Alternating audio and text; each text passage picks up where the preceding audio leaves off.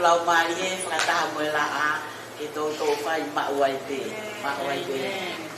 Mo mawawa ki o tua e na he whanua katoa pe. Tau hi asihonga aki asiefia hu ki hono ao moe kai la. E ke mo ilo mua ko sihonga pe ai o tua. Ko sihonga na ni ngau hiki taua ya ko taua o ona. Haleluya. Tau he ni foki i he kongongo e ni pe a tau whawhetai i o tua. Ko e tau aha ke pe tau ilo tau ke mo ui. O tontonia ke tau whawhetai tau tolo ki o tua. O agat pe ane po. O pe ko e aho kotoa pe o ku te aha ke. Te whawhetai. Tau la inea pe e whai. Whawhetai e ki malo toi mai awe taha. Tāna ki mai i he tau mo ui. Pe koe whainga ni, koe mohe pe, o mohe ai pe, koe lau pe, leveleva ai pe, malanga kai tau. O sai ko ke leveleva, ka pau ko mau e te mo ui o hangi, koe ni, ko hile ai. Te tau mari ki tau tolu, kai ke tau mamahi koe more, ka koe whakawhetai koe ai lau mari e.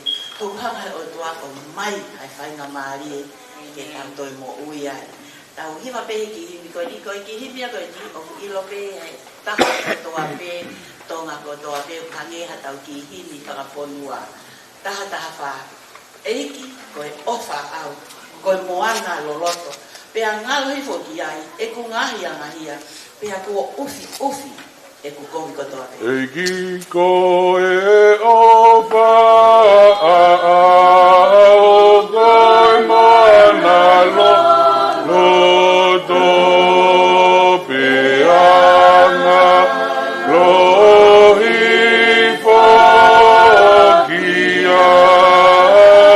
e kungahianga peaku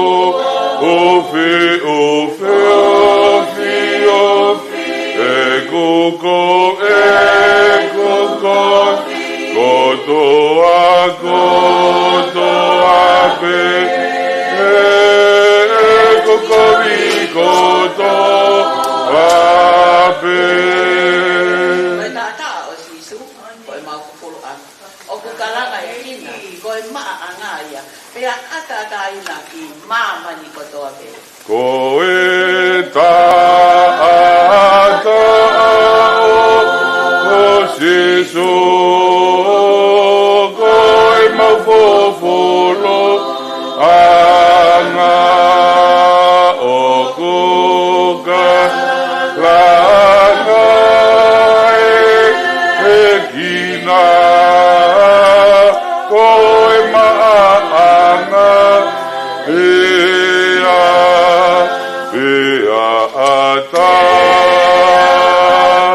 ata ina Mamani kotoa pe ki mamani kotoa pe vai oksino vai moloto e po e taulani o pulau mali e holi pe a wo ngopi o ilo ai ofa tana vai ho cosino vai mo elodo e po e kaulani ho kula marie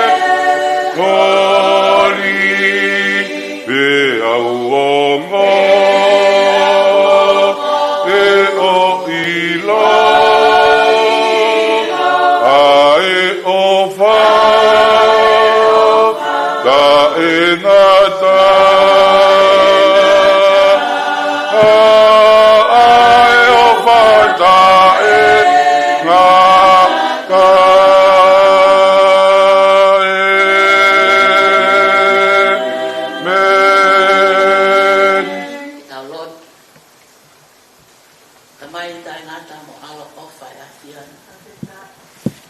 Koe ka mai a whiona na ihe kamatanga, ia te ke ihe kamatanga. Koe a lifa, ia koe o meka. Ihe pompongi koe ni o tua.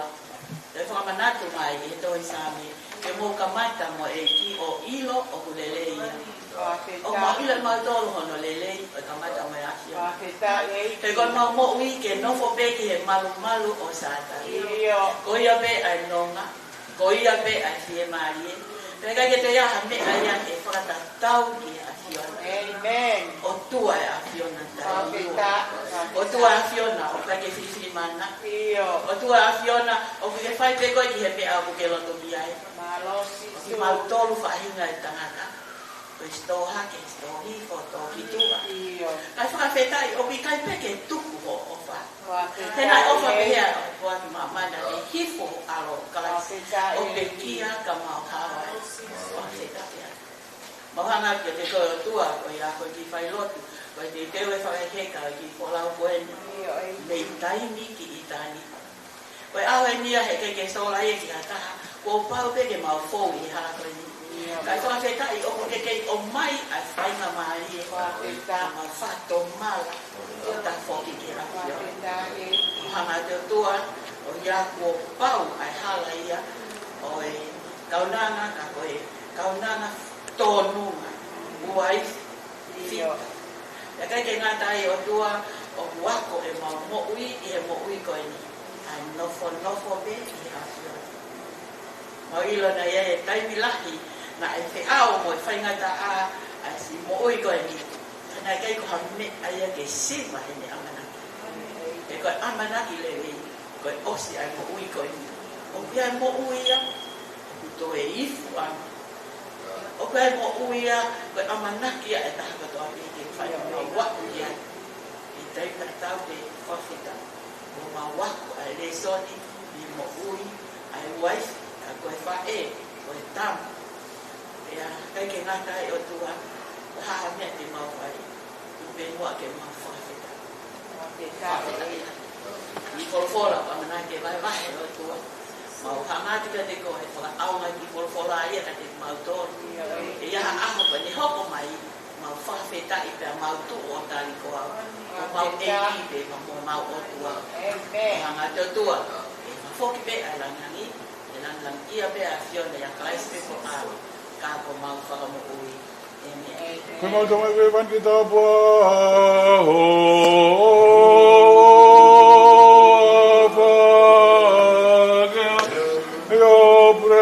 Ngari mamani o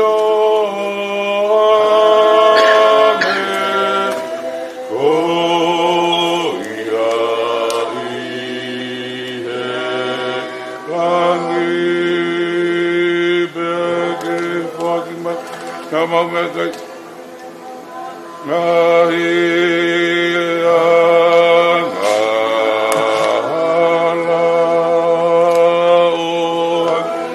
mau favore pure na toru fai na gira te ke mau toru bea na ke tua ki mau toru ke ai ka moa ki mau toru me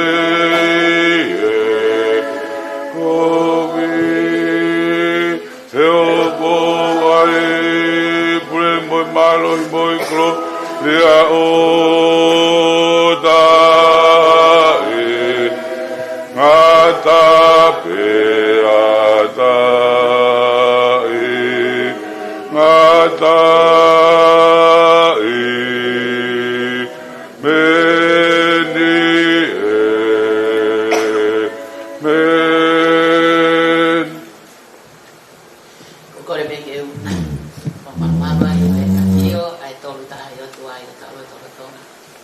dapat fokieni yang kata orang itu dapat fokieni di orang fikau yang fikir bagi orang biasanya solat bagi fokieni siasi koi anstabo ini pada tu ini tahu dapat fokieni di depan itu dari awal kemari kita tapi kita kain apa tu tapi kau kata ia kompong pada kalau aku kau atu kini ai apa dia idea kau ia kau ai ke ka folau kau konoha ya meitai Kata mo opo ay bibi mo atu ako ni ko bima ko ana lo hea dele mai pe me ye maka ko balu ui apa ya ko pinga foki ai fai patolia ko ni ko ta dai ka ni ya ko bana ta mai ya tan ya ko fifia mo pe ya mai ai di patolia ko ni ya ka mi ya ni kata foto ngati ai honga ia ai family ko pamalo at kesias taki fa na mai ko fai ke ki fa na tang ko be lata be al fo ki a feito o ba ha me o lele o te lata ki Dia kau kau lata kau ni kau ya kau tu mai apa ni kau lata hello. Ya kau tu ikut osiang ni ai pakai ke kafolau kau ni. Kau mana tu beri ya kau tidak tahu. Kau ni ki unga. Kau tahu mai be ha, mau be si be tu ya palo be ape. Bai tongo full mata. Be si ono full mai. Kau wife fita. Quiet in a virtuous woman. Who can find a virtuous woman? Go hide in a mao, I wife fita. Pagabale ba te tau pe he. He ko ha ko I wife fita. Ko e wife fita, ko ha fa e pe ko ha wife o ko mohe tuai pe a pongi pongi. Pato ngaya ngai fai. Ko wife fita ko mohe tuai pe moe a hen ko hana ene winga mali ki te tawa the virtuous woman who can find a woman or a mother or a wife who sleeps so late and wakes up very early in the morning. Why? Because she looks at her husband and her children, making sure that everything goes well. She will do all the cooking and tidying up the house and inviting people to her homes, and then everything is well, make sure they sleep well, and then she will go late. And even though that she just make sure that all of the children will just have to eat their meal, and if it's not enough, she'll give away her food for her children. Now if I think out, I bye. If I bye, go if I think out, I'm not to marry a go give I. Go fine eki. Go me a go na umana to marry a ki ai. Go dai mi go na ave au ki to high school o ako. Pe go ave ta na lui mai fa e me fanga ki to high school. Go ave ne na uha. Pe ko hinga pe na ni faka kau ke ki fo ha ko ni ko ia ke ma ha ko lele pe ha ia mo faka malu o ange ke ki fo ha o faka malu ki fo ha ia mo ene nau o ha o ki api kasi faka u ha fa e ia ko ni ko fa e ko ni ko tai mi na ma me to ko ni ai o pe na to luia o ku toi ha me a ie ko he na e fa fanga pe fa ki tamai ki o pa ki to ta ia fa ki kau ai fa ki fa nau ko pa mo pe ke la ma pe ia e ula ki kai ma pe ia pa ni fa to nga i ko fa e ko ni o ki kai mo ki na to pe a le a ta o fa si ke ko lo o ke ka me ia ko fa e fita ko fa e ia o ku ne hanga o nga hono ki family ko se pa ni ti fa ki fa nau ko nga te ma ko na da ko o ko pe ka pa le wa ia ia me ai to ya to ki ma o me ai fa e ko ni ko fa e fita ai pe a fi ma o me fa e ko ni ke ma fa na fa ki fa na pa ne ilo le o ma fa na fa ki fa nau pa mo se pa ni ti ya to ma lo le va fa e ko fa e ya o 24/7 e na nga we te mini o ka ke ta fa to ka nga I o fa e tau sio leva. Koe ha ai whae fita. Koe whae o ku mohe tuai. Pea kai kina ka pene mohe tuai. E toi ahe ngengi pe whae ia koe ni.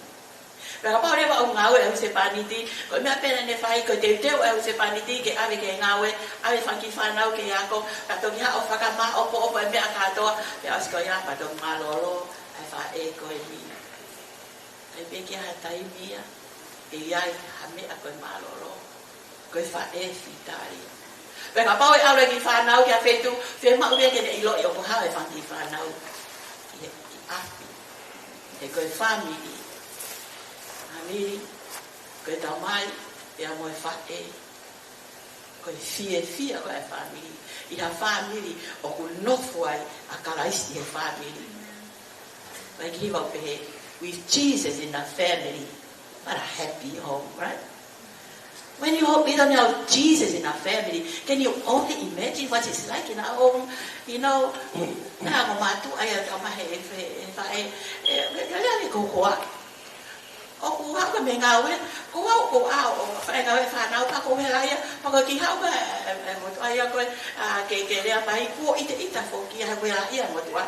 Tama e fa pa ko helaya me mo he tau ene fa na ko ta nge mo mantu ko mo fa na, right? Mommy says, give me a break and you take your kids. Well, it's your kids too. But then go down now, it's both of your kids, right? Go fear by family. Tau whakafofua ki he fear by family. I ha family o ia akalaisi i mo ui.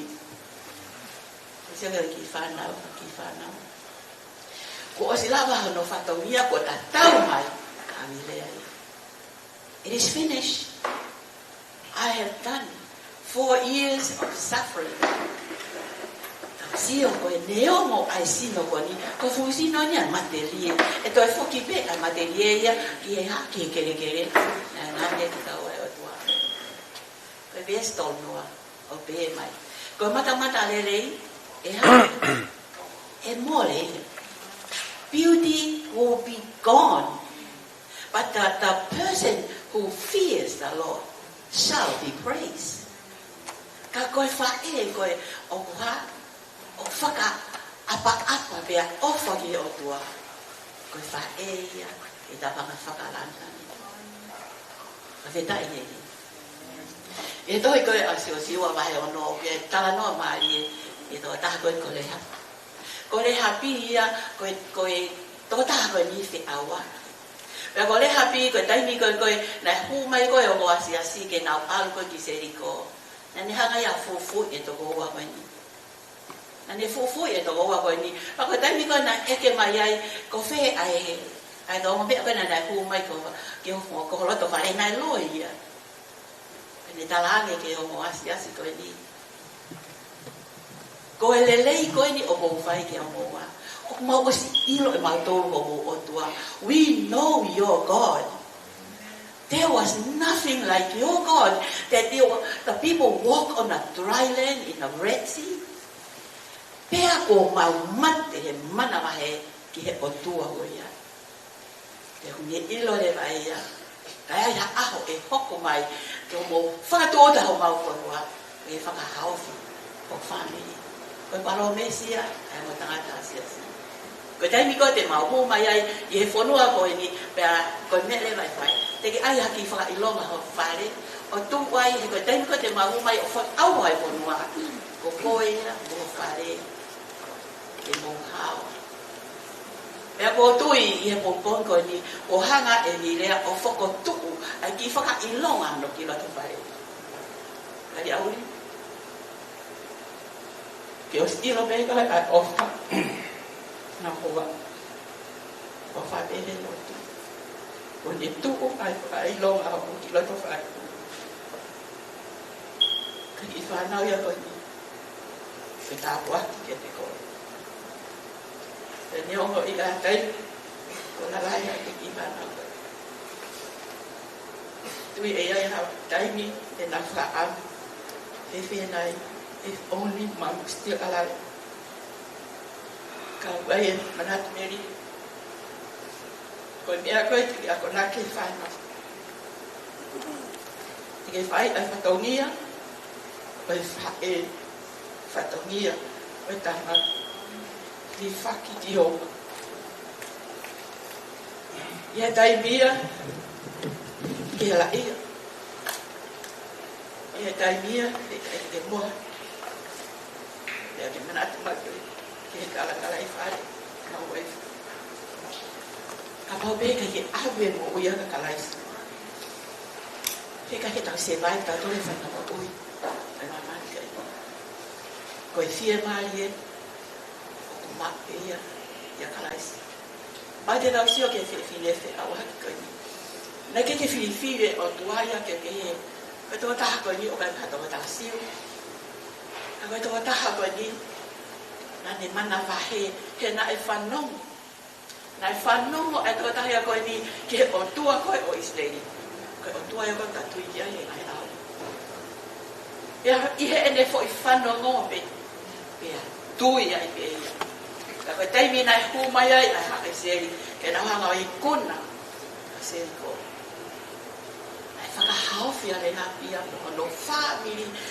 Tau ilo pe e tala ele ha ko no fan mo ha ke I faka au ha tau fonua ka pa le ba mo fie mo ui ha ka inga ko tau mo ui ha ku kia kala isi o he himia mo to ni ha ku kia sisu he ko ha ia ka sisu o ke te to o maha te Jesus only looked at your heart. He's not interested of anything else. Interested pe ia holoto. Fe na holoto. Ko ha ho fili. O ni la wa so siwa. Ko ki motoru, ka pa o motau he motore o tua ko he ka wai ta house o tani. Ka ko wa ia mo ha. Ko wa mo ho fale te mau tau hi asio. Ka dia uri. Ko ko e mo ki fanau. Tau hi asio. Ko mo ui ko ni, ilo te tau fe au. Mai ngai mea ke o mo ui ko ni. Ka pe tai ko tau no foi ki si no. No fo pe ki he lotu. Ai mea ko en tai mana ko. O tui ko mea ke ia te tau follow up. Pe tai ngai fa e historia ko Susanna Wesley. Susan Wesley, you know, in 19 children. 19. And then not only that most of your children died at 80. And a mother who devoted her life to God, and then because there's so many children, she always had time to pray. And then because there are so many kids, now she will sit on her chair and pull up her apron and cover her head. Every kid knows that this is my time with God. No interruptions. You know how long that she prayed. You know, reading the Bible 2 hours. Ko ki tau tol, ko ni ki lolo pe malangaya he hake hoa, ko tau fien mo mea ki tau tol.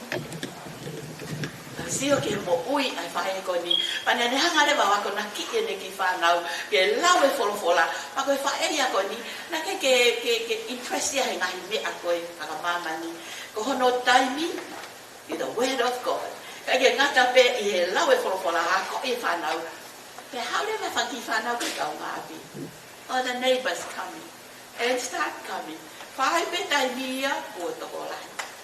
Te tau iloi, ai hau me ai, ai siasiko ni Wesley ana, John Wesley and Charles Wesley, ko tupu ni he whae na e mo uilo, whae na e nofo ke korokola, whae na e ilo e ia, ko mo ui ke korokola, a ko e whanau, o ki ko whanau, ko mea hoko ko te nau toru, ko e ako anga kamata pei aku. As talo pe a ko e ki whanau ko e ni, ia hataimi, no, e tau. Sio ke tupu ko ni whanki whanau tau whaketahi, ko o mai ki ha. Ko te alupe e te mo ui ke a siasi, o mo ui o lau marie, no fo he siasi ko ia. O wa hiki horo, we move from one church to another, same God. All you need to do is have your time with God. And say, God, I don't have to move around. O tua pe ko he ni he pente ko si ko duai au fitu ko duai wesiana. Tau pe o No difference. Ko me pe ke koloto mo koloto. Tau ilo leva ko mo ui ko ni ani ko ya la be kan de po. Ilea we are not saying goodbye, we are saying good night.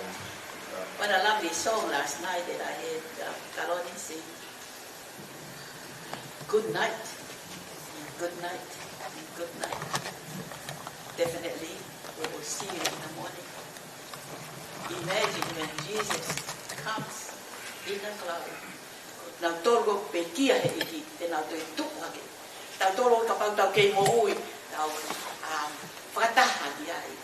Pea, amanaki leleia ka ia. Ko tau matete nai, ko matete wani lea ia. Pea, ko tatau mai ia. So, ilo rewa ia e taimi.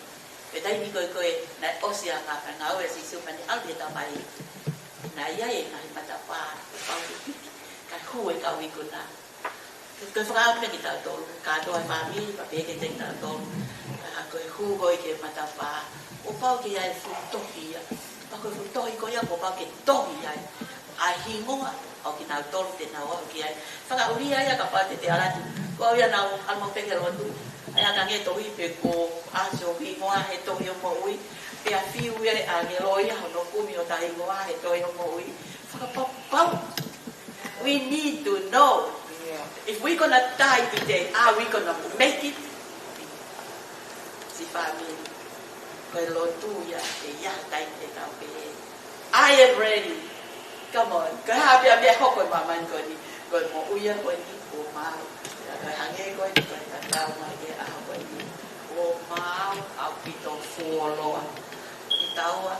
E tato ki oho ware pe. Au koe ni. Kai koe koe koe whai maki. Koe tei koe koe mate. Sisu e whakamore ia kai. E kai ngā, o tola ia, o pai po whanong mai. Whakamore, whakatonga. O si loia koe toa taha koe ni koe tonga. Koe hae mea na e hoko. Toa te whanau e tonga pa maa ua ia po. Ngai mea kehe pako wafu ia ia. Hoko ma exiteni, pako ino pe e awe mea koko. O pau tolu tau ni loi te mea koko. Koe taime nea ha. Taime ne te te. Ka pāni tau eke ati o ke te nai. O tui koe tāi whakafo i tui te.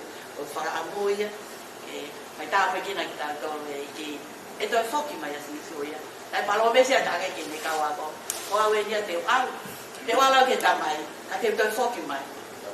Ako toi whoki mai ko ia. Whe mau ia ke mō mau. E whakawhetai. Tai alu koe a sisu kai. So awia ki ne tamai. Kana ne o mai e ia ha. Lau mari e mai nani. You know, Jesus went to his Father. He sent the Holy Spirit to be with us. So when Jesus comes, we'll be ready. Are you ready? My prayer that God will bless you to be ready. Tau hiwa hini ko ni whaos. Ni matawaru. Ilong hata hai hie mo. Ilong aia tene loto. E tari e si isu hata hapi he. He oku ne kumi. Asipi nai he. Ilong hata e fie mo.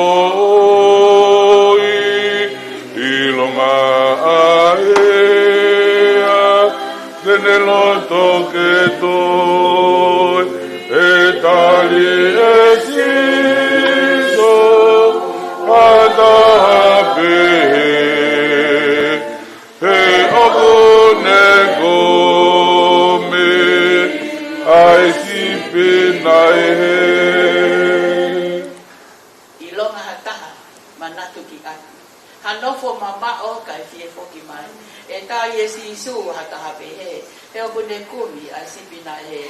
Ilonga hata mana toke api hanofo mama o kai fie foki mai e tari e siso hata hape he okone gome ai sipe nai he ilonga ai au fiu hono kai ai kotonge esi ne mau imaman e tai esi su hata hape he te okone gome ai sipe nai he ilonga ai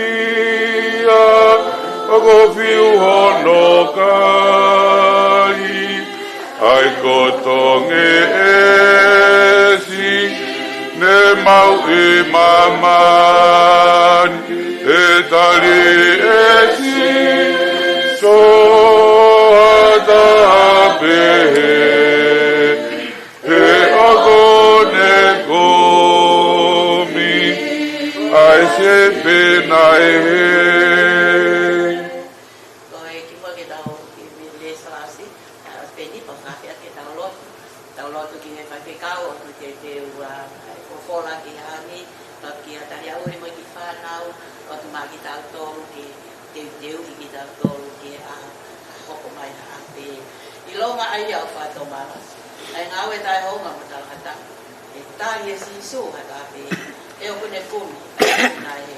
Ilonga ai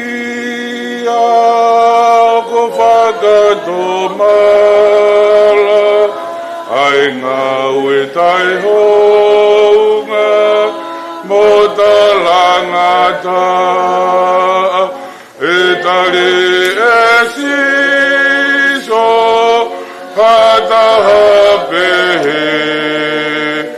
he okone gomi ai sepe nai he tamako foto o e he tauhile ne ikai mano hona mau e he mano ko osimo ka he wao moku me kai ke lava ono whaka mo oe men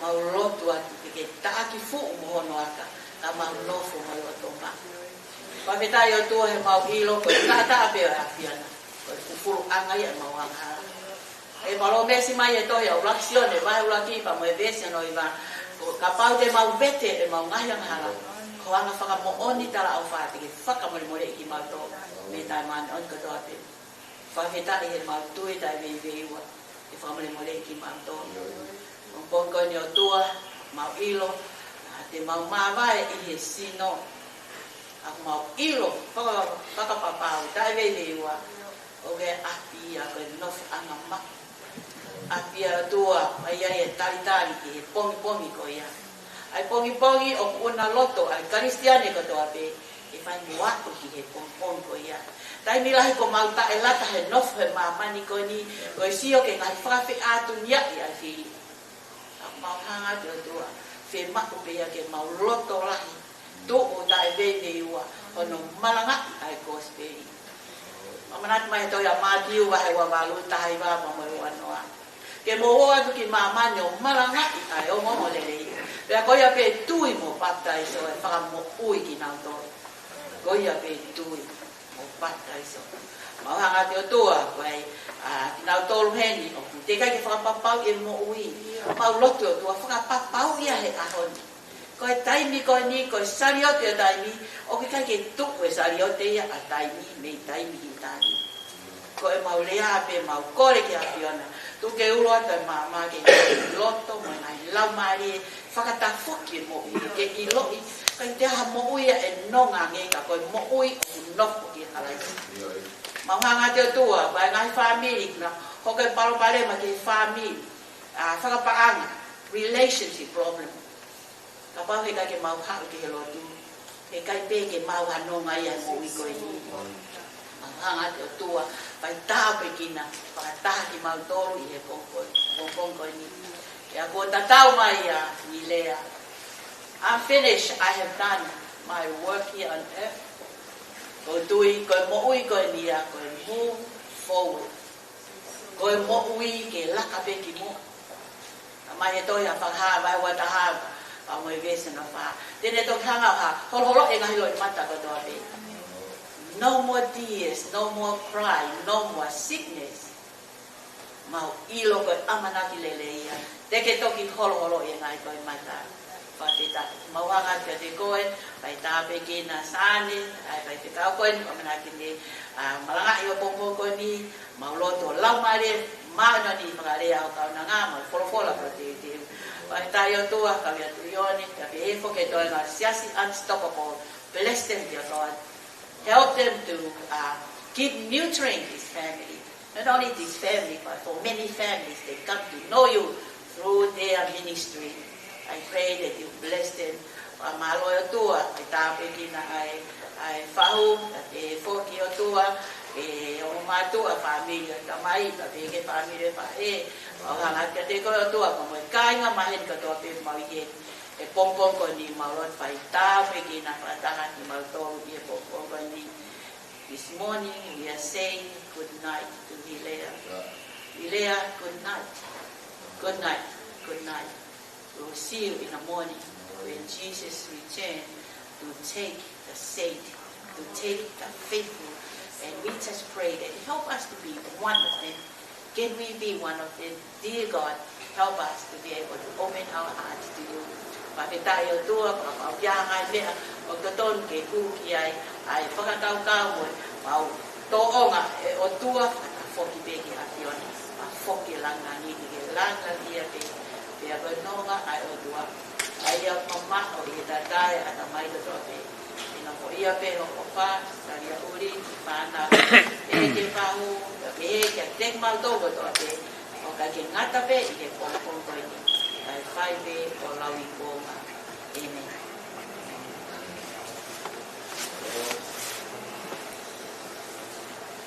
ko ate be ka te malo e o malo to pito ai Pilato, Lola here, and our family, atene malo nga baby baby siya six familia kaya uli ke malo ke ngai ko katongia ka tope como pai ka ko ni ka Amerika ni ke hale ya ma ko sili vai mo ko ra pe ke mama ko via pe no mama ko si ko para tua matawangi na tua peta pe kina ki motor e ta kono ka kina ta peta ka na ta o mai ko ya be tua e ya no ko pe ke ku fa mari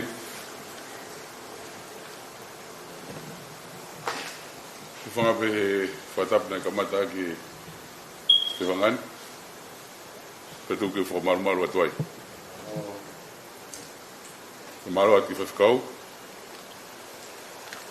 ila va família a bogi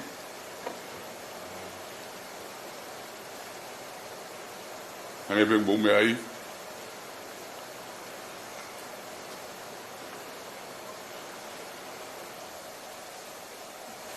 que da família vai aos pés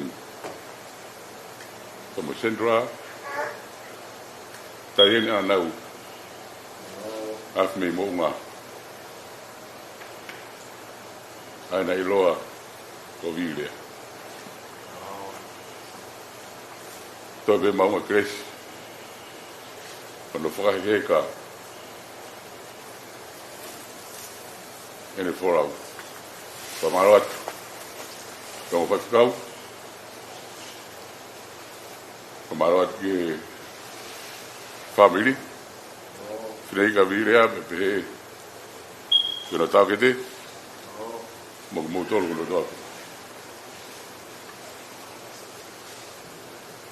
fa la ya au fio mai el motuan tawa un mai que popongi ane pe me mo me ai tipo il programa tu fatu ko valu ta pune pua Hili pegile ko fa mari e felo aqui o valu ko ta puni pe mata fa malanga fa eka o fora o bilia malo bi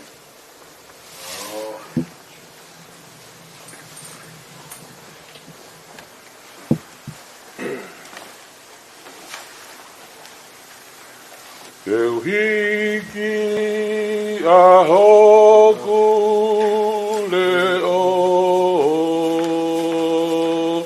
pai atu ai whaka malo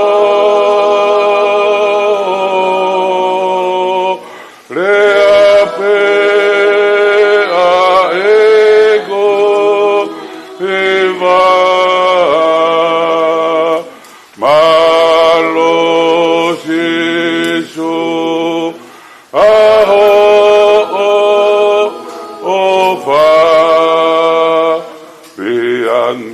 mai e au ogu malawa kau kui kai hale aria efe unga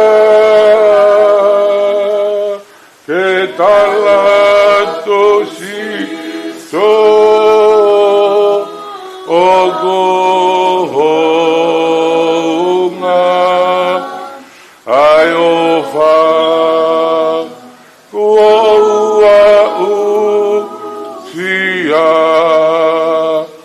alo e goma nato se so e aho me ke o ia ia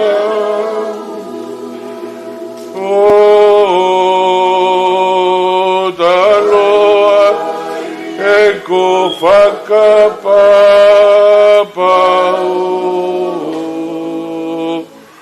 o au e ni e iki pai mai ha o wheka o te ange mai e au o ku ka kui kai hale aia e pe unga ke talato si do o ko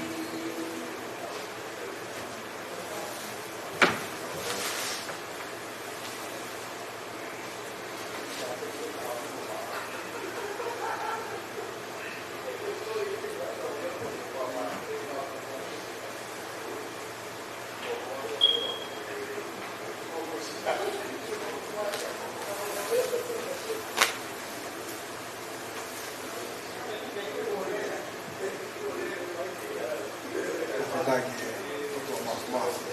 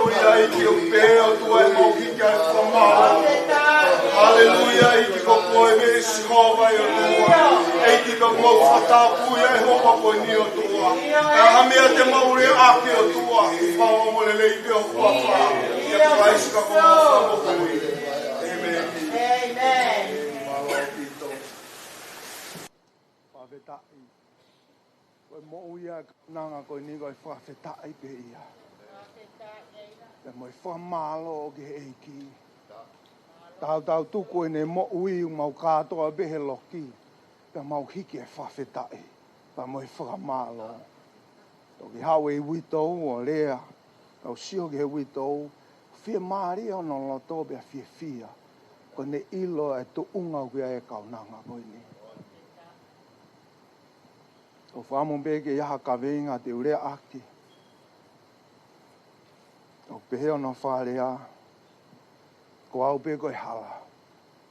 To he koe si o ne bea vai ono ta whawe si ono no pe e sisu. To lea sisu ke te nau tolu ko au pe koe hala. Mo oni bea mo ui.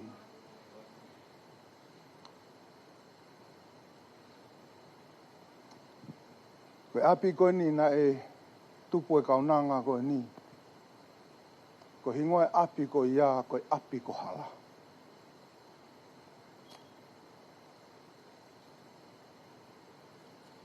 Ia ko mau kolo, koe halalahi, ho mau kolo, i matai ka wawa. Nā ne vai ua, ai whahai ki lalo, pia moe whahai ki olunga. Maka bau te mau i he whahai ki lalo, koe ongo ai rea o pehe, mo alu ki hala. Koe mau inga maria ke te mau tolu ke mau alu ke he whare ko he. Ko ia nai tupu pia me iai. A kaunanga koe ni. Koe api ia o mau kui stani lave mai. Naka bau te mau nofo he ta whaki o lunga ka mau whanongo ke he tala alu ki hala. Koe uhinga ia ke te mau tolu ke mau alu ke moa ke api koe ni nai tuu tonu pe he ve halalahi.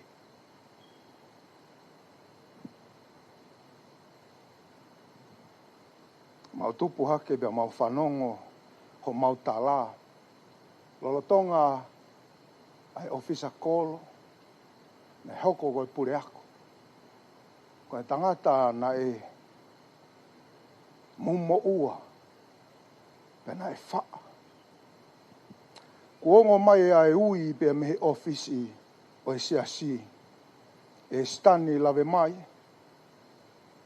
O ku ui koe ki he ngau e whawhai whekau. Anai pehe i he mau whanongo. Nā ne tukuange ai mea kotoa pe. Nā ne tukuange ai maonga mo ui hono ki family. Nā ne tukuange ai mea, nai mo ua ki ai. Pea moanga ki ai. Kai hopo ki hala. Koe hui, koe ui, koe nai ongo mai. Stani. Hau o whakakakato. Ai ngāu e ki he eiki. Pe koe aho na e hopo ai ai. Tamai koe ni ki hala. I he kōsi peri. Nā ne whanonga i pe. O o ki he ngata anga i ne mo ui. Koe whamiri koe ni. Kai ke iloa ha mea. Iloa pe ia he mate. I he ngau e ki he hiki.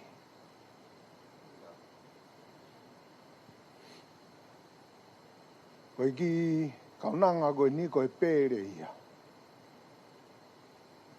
O e mau kui.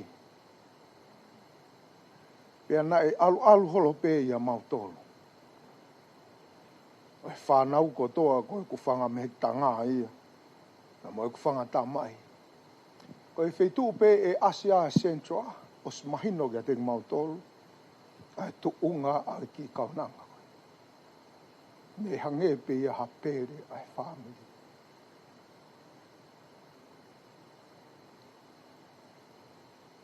Ia koe taha ko toa pehe e whamiri o sia o pea Central ia ki ai.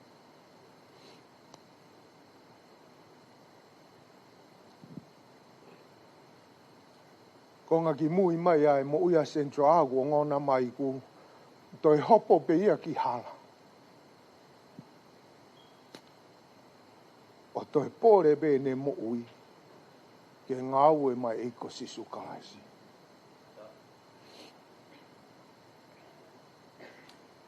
Pe e fola koe ni a nofua sisu pe mo e kaua ko ngā. Ka koe hau o ka hataimi o kune lea whaloto lahi kia te ngau tolu pe ne pehe. Ko au pe koe hala mo oni pe mo ui.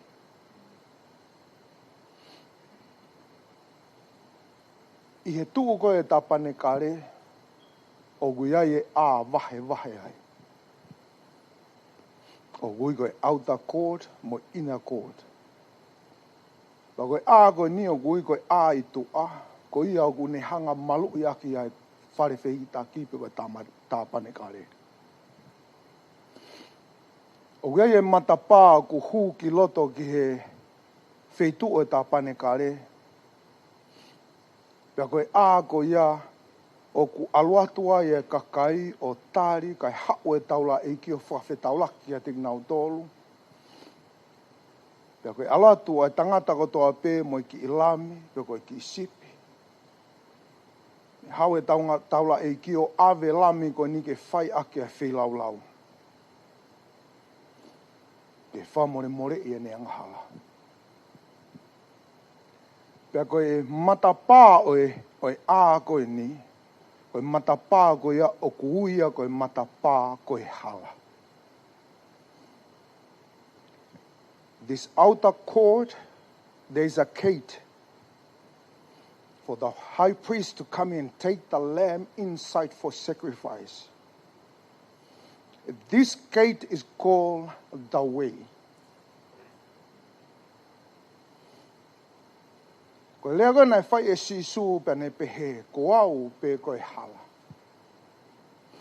Koe uhinga a sisu ke keiti koe ni pe koe matapā koe. O ku hauai ai tangata ko toa pe, koe ne hau ke amanaki le rei, ke toi whakamaa ia, pe ke tāria he otua. Pea koe whaunga eni, koe ne hau pea mo ene sipi, pea ave he taula e ki o tamate i loto. I he esi o e whilaulau. Whamini. Toki mahina ni ki a te au e uhinga nai tauhi ai he maukui ai ki lami koe.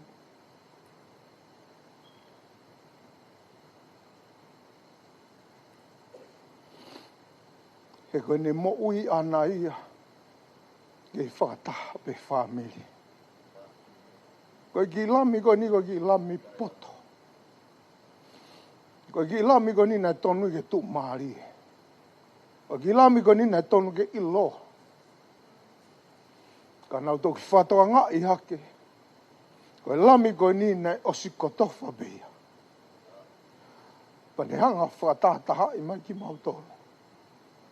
O wiheni aki nau tolu ko mautoki whetau laki ni osi e tau e tolu noa. O wiheni aki ki mautolo ko mau nofo me ngai whonua. Te gai ke mau whakataha ki mautolo ki ha feitu ubetaha.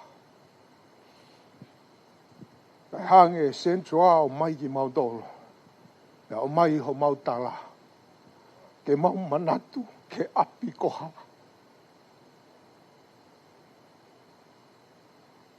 O li o amone mo ui. Pea mate ko tokita. Pea koe mate mo o ni talamai Central. Koe whale rei o mo uini. Pea mo e o tua, pea mo e tangata. Koe talia eiko si sukalaisi. Koe talia le lami, tahano mele, tahano ila. O whalahi atu. Ie witou. Taria uri. Koe mau ngā tāine.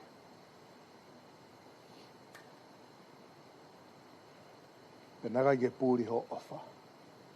Ia mau tu whewhine. Kako sihova u mao ni oni. Pe hao ni whotūtu o. O mau I heni o whakamo'o ni moni. Ai ofa whakaotua o kia te koe. Paka iai hatau mātuku. Nga mō mau kāinga. O mau alu mei heni. Aku tō loto ai tālā ia teki mau tōlu. Ai ofa whakaotua mo e ofa whakakalaisi. Pea kōtui e ongo lere ia e otua. Pea mei taimi ki I tāniti. Ia tua mafi ko mau tamai whae wāne awhiona. O mau whakamālo pea mo loto hounga. Ia taimi moha mo meniti peheni. Ke mau hawa I o tua o sio mata mea whakaofo. I he nau e awhiona I he kaunanga koni. Pa mau tu o whakamooni. I o tua e malama mai I o tua eiki. Ai mama whakalangi. Ke whamiri hono kotoa. Oku mau inasi ai. Mo si kautaula eiki o tua. Pea fungani o tua. Oku mau wanu e o tua. I he taumaringi mai o tua. Ai vai whakamoui e awhiona o tua ia te mau tolo. Pea ku mau tui e iki oku pāmawa wālangi. Pea ku salute ngahi. Kautau e o tua. He ku mau I heni e iki. E whakakakato ho whinangaloi mamani. Hange ko ia I he langi. Mau huatu e wafa ho tau alo ko sisu kaisi. Ka ku mau whamoui. Amen.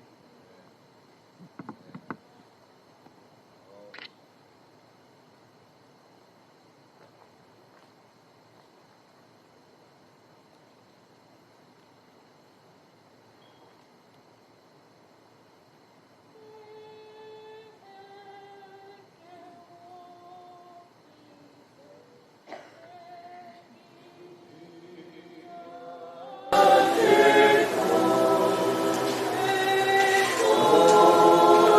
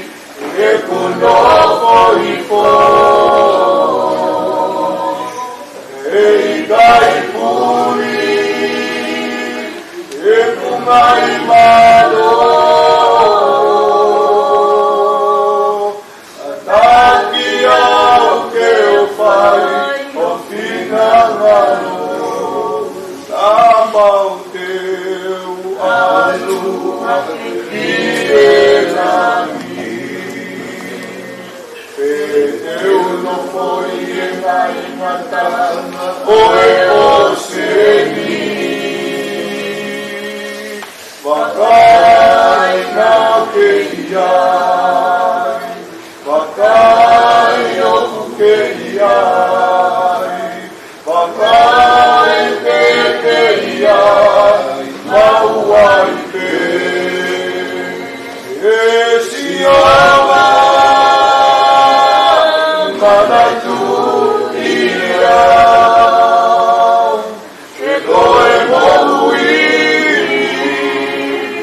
Ne mama ofa, okuke afioi, e kuno foifo, e kai puli, e kunai malo, kakaki au ke ufai, o finangano, e sinawa, manatuia, e koe mauini, ne mama ofa, o kuke afioi, e kuno foifo, e kai puli, e kunai malo, katakia o ke ufai o finangalo, katakia o ke ufai o finangalo, katakia o ke ufai o finangalo.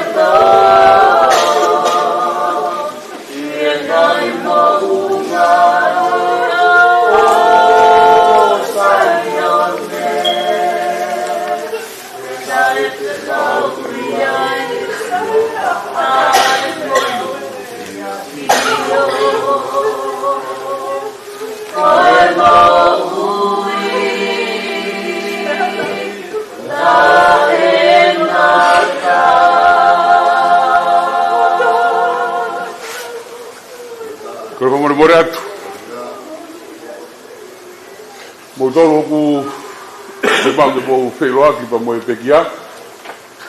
Ke mo kātaki prema ke whai te tau wheroa ki. Ko whitu e whai ai ki porokarama Marati Merie. Mo whakaosi e pe e whekoe amanaki ko e toi kuata ke waru. Ku tau mai e ka mate. Pe koe tāpuni e tau puha. Pe whai tau paranga. Marobi. Kako motoro ku maru mo wheroaki, tuka te taimini, te mo kātaki. Tau turi peke tau taimini, maro.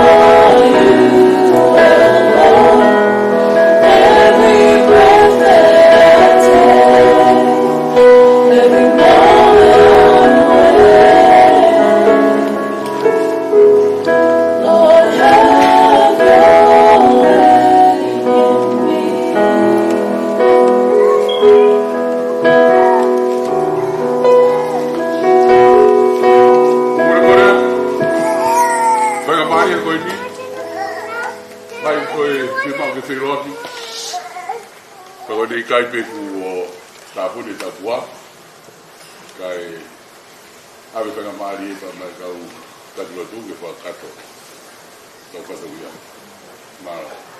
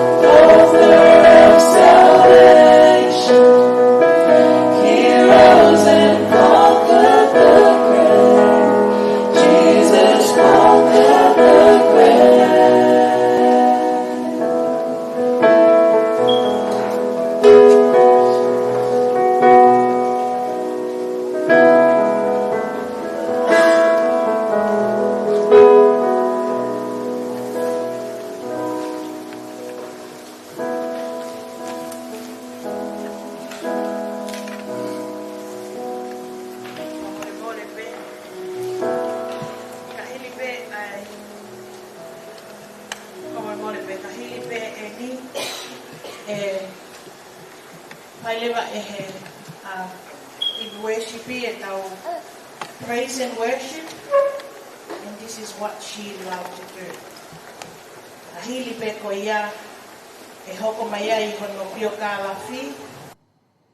Hili e pio kalafi e toki hiwa lewa e ki whanau ko ia a Sandra Afimeimounga. Hoko atu ki ai mo ne ki I slideshow no pe whaka osi aki ai hiwa hono ki te hinapa mo hono nis pe tau toki hoko lewa ki e malanga malo apito.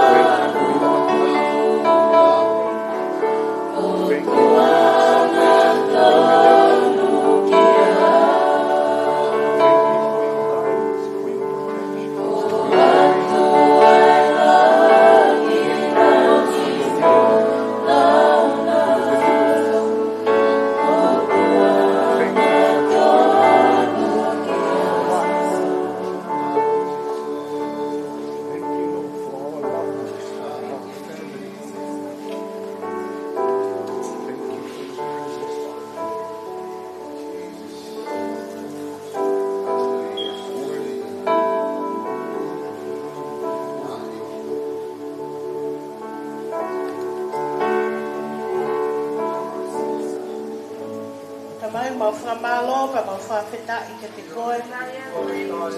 He koe o tua whai toton koe. Koe o tua angaton.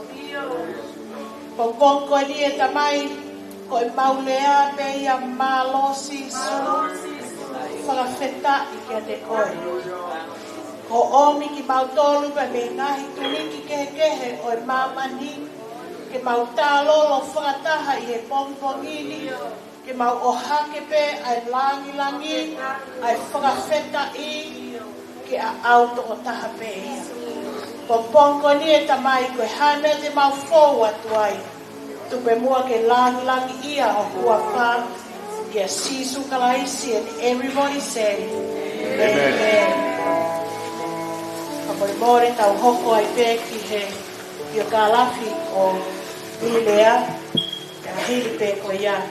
Tato ki hiwa e loko ki whanau māloa pito.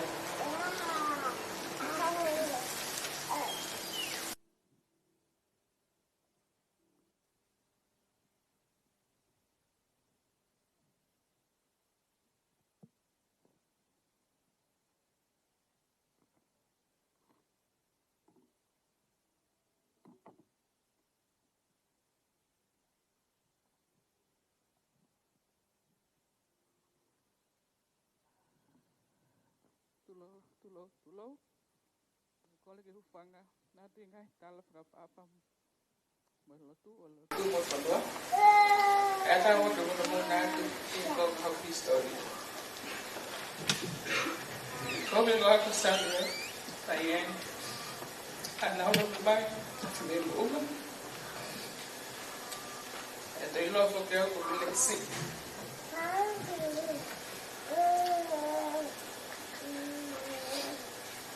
Kau feel there in the Maya lagi, dan fak Maya me offer we, kau feel bawa ni, bawa dia, bawa ni, ingat bawa. Apa nak ia atau dia, ia hawa full no tema, kahit bawa no, dan ipu ala Maya lo mampu, mematai kau bawa. Pagkatapos ay kikisyon niya na wikihapay.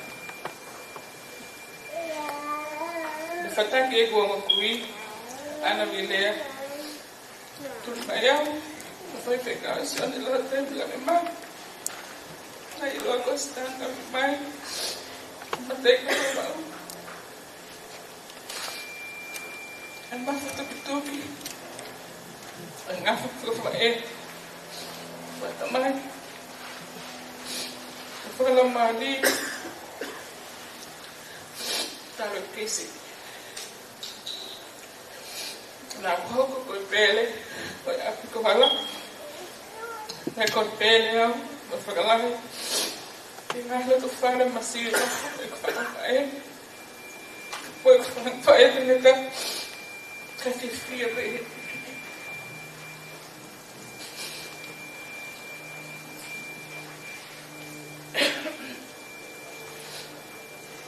Mana tu ai ofa. Si for forma dengan taiki, wakiliki, ono family. Kau mau fanga to goa, fanga to ngani. Como fa, mo to koni getia, mo ki family ko vai kawa. Mo ko to tapwa. Ofa de find out wiki na mo to. Tamai mani. Nage mau no foi melina, que faz vai tocar aqui. Na fifia mau pe fekau lá, mau kakai família, eu vou varrer a sia, eu acolho moi. I loved animals and I always wanted to be a vet growing up. Na manako foki hita urunga, kai vai no. Nak bawa Mr. Ulum Junior Tungan. Yang mau penumpang itu ever make dia. Keluarga bertolak family.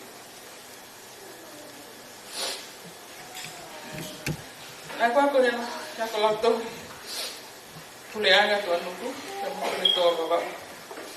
Kalau tu tonga taimi na ki whakaunga tā mafia e pōkui. I ngoe mai nei ki whakawaka sistonga tā whaina. Ni hoko atu kia pēha whaunga wawahu, tei roi wawahu, I Afimeimounga. Nā whawhewhia I hau pēha I kōku tui mo whamiri. Nā nohi e kuringoa, te tūki mua I ngā kalasi, tāru I whamoani, I whanima. Mo Afimeimounga, nā hoko I ka matapure lahi, I a kwanga. Nā kuike ki tonga tapu, o huke tonga high school, on 7. Pela la wa lele, I ngā kuko ia I Afimeimounga.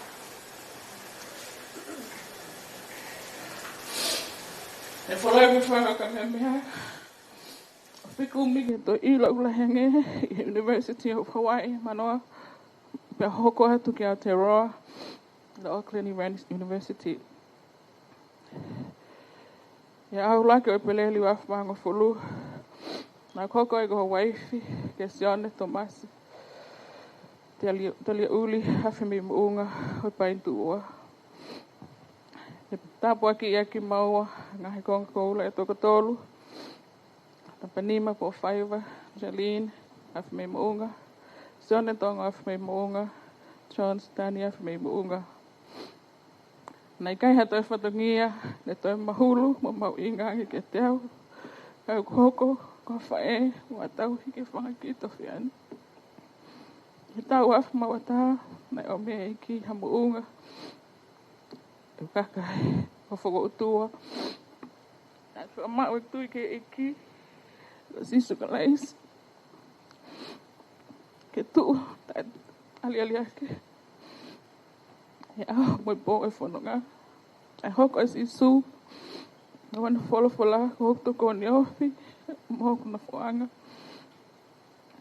Me ngahi mamai. Iyo. Lama, whalu tau ni maa.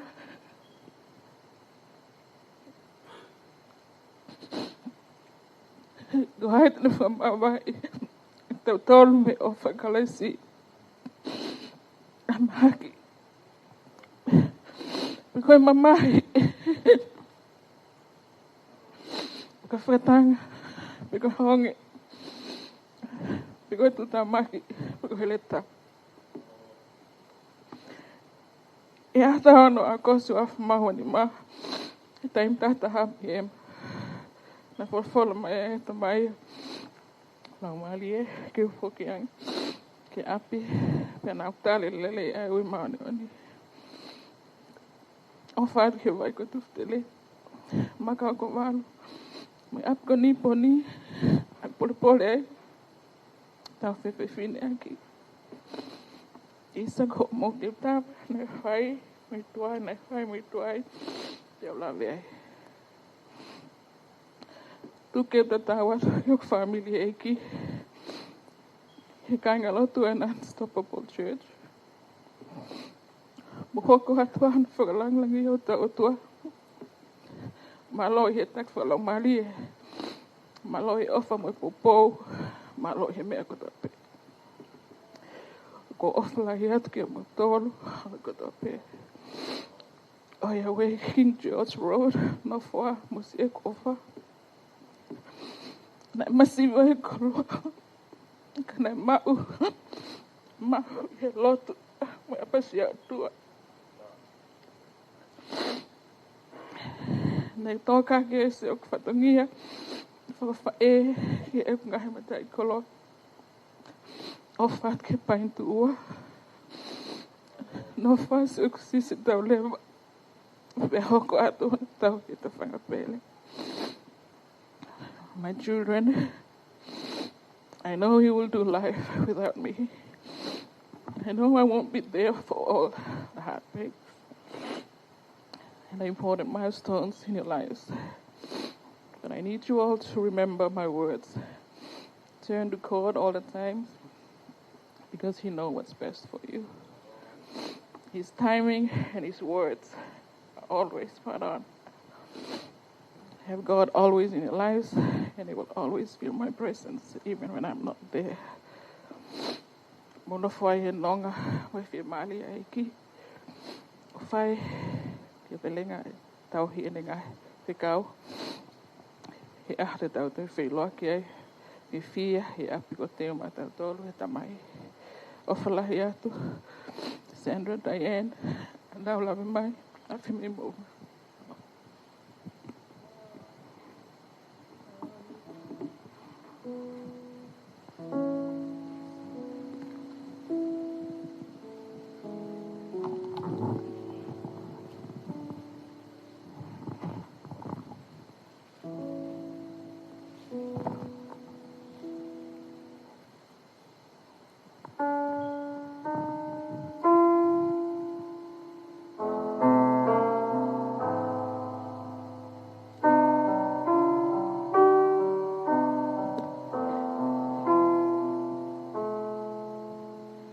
Weak and wounded sinner, lost enough to die. Oh, raise your head for those passing by. Come to Jesus.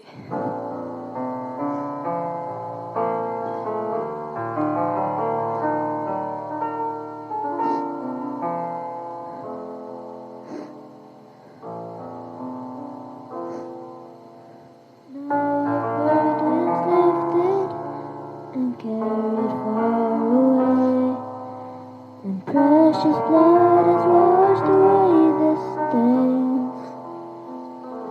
So sing to Jesus, sing to Jesus, sing to Jesus,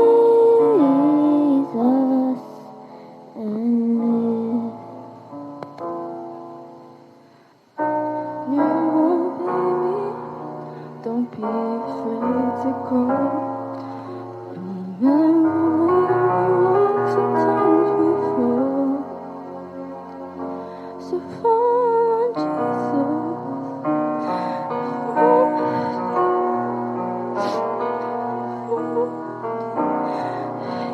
Jesus. And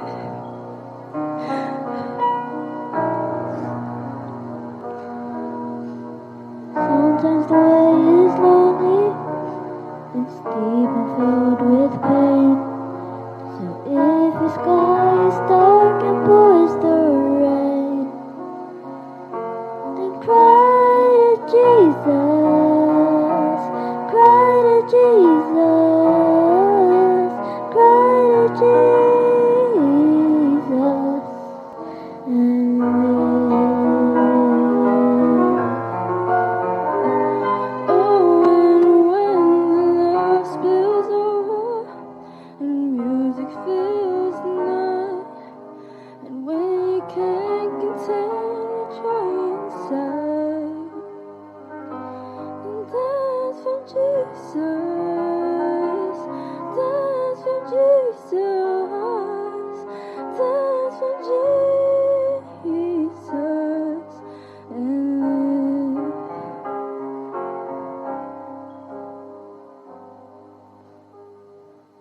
With your final heartbeat, kiss the world goodbye. Then go in peace and laugh on glory's side.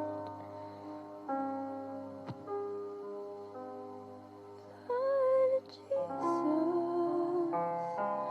fly to Jesus, fly to Jesus, and live. Fly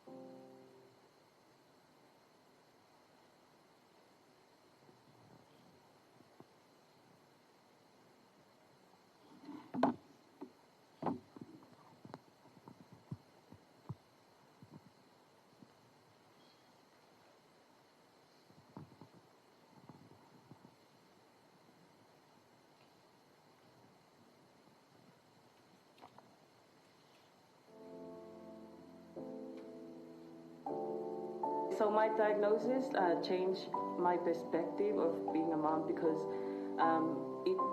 it really hits me that I am not going to be here like forever for my children. So being a mom, what changed me when I become a mom is that it's not always about me. Now it's about my children. God first, then my children, then my husband, then me. So, and I think I love that. I love that about that it makes me more grounded. I think that comes to my head was, oh, my children is gonna be here. They're gonna do life without me, and as a mom, it's hard because I wanna be here for them. You know, when they go through like, you know, heartbreaks and you know, like very important milestones in their life.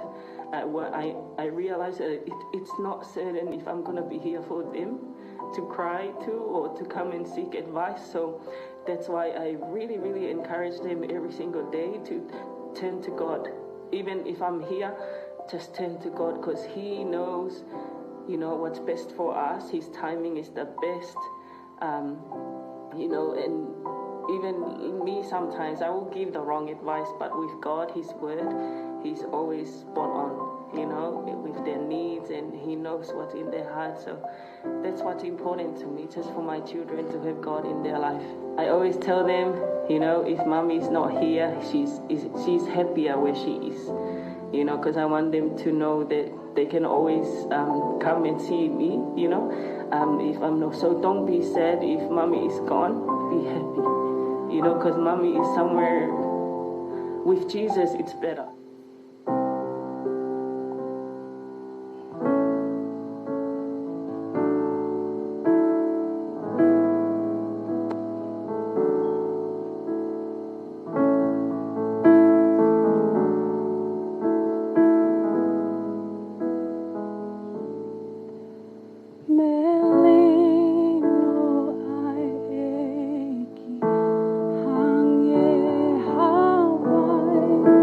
The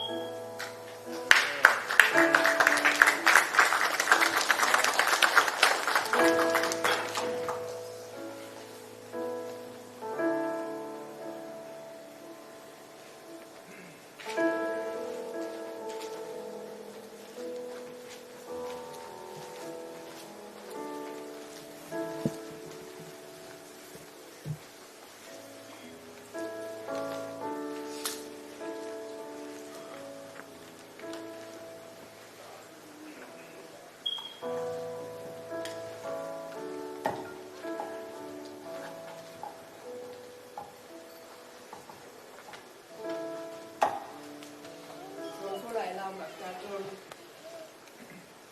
E pompo hini. Wakahawa e wataha. Isiwa hiko no fiti. Wakahawa e wataha. Isiwa hiko no fiti. Aya kupehea mpare ya. E leu mamata ki he langi fo ou. Mo e fonua fo ou. Ke kuomore atu ai uraki langi. Mo e uraki fonua. Tana i kai ke iai hatahi. Ia koau sione. Leu mamata ki he kolo ma oni oni ko Jerusalema fo ou. Oku aluhifo me he otua i he langi. Ko teu o hange hata ahine. Ko teu ki hono eigita ane. Pea neu whanongo ki he leo lahi me he langi. Oku pehe. Bakai, koe whare whehiki taki o otua, oku ihe kakai. Pea e nofo ia mo ki nau tolu. Pea te nau hoko, ko hono kakai. Pea e ia te ia ki nau tolu, ai otua, ko honau otua. Pea e holo e he otua, ai lo i mata kotoa pe, me i honau mata. Pea e ikai ke iai ha mate, pe haongosia, pe hatangi, mole atu, a ngahi mea mua. Pakoia na e hoko, i he nofoa whaka ki, na e pehe e ia. Pakai o ko whakafo ou, a ngahi mea kotoa pe. Pea ne pehe mai ki a te au, tohi, he oku mo oni, mo totonu, a ngahi leani. Pea ne pehe mai ki a te au, ko whai ia, ko au, ko e arifa mo e o meka, ko e kamataanga mo e ngataanga. Te ufoaki ta e totongi, me he matawai mo ui, ki a te ia oku fie yunua, pese ono fitu. Ko ia e ikuna, e mau e ia, a mea kotoa pe. Pea te uhoko, ko hono otua, pea e hoko ia, ko hoku foha. Amen.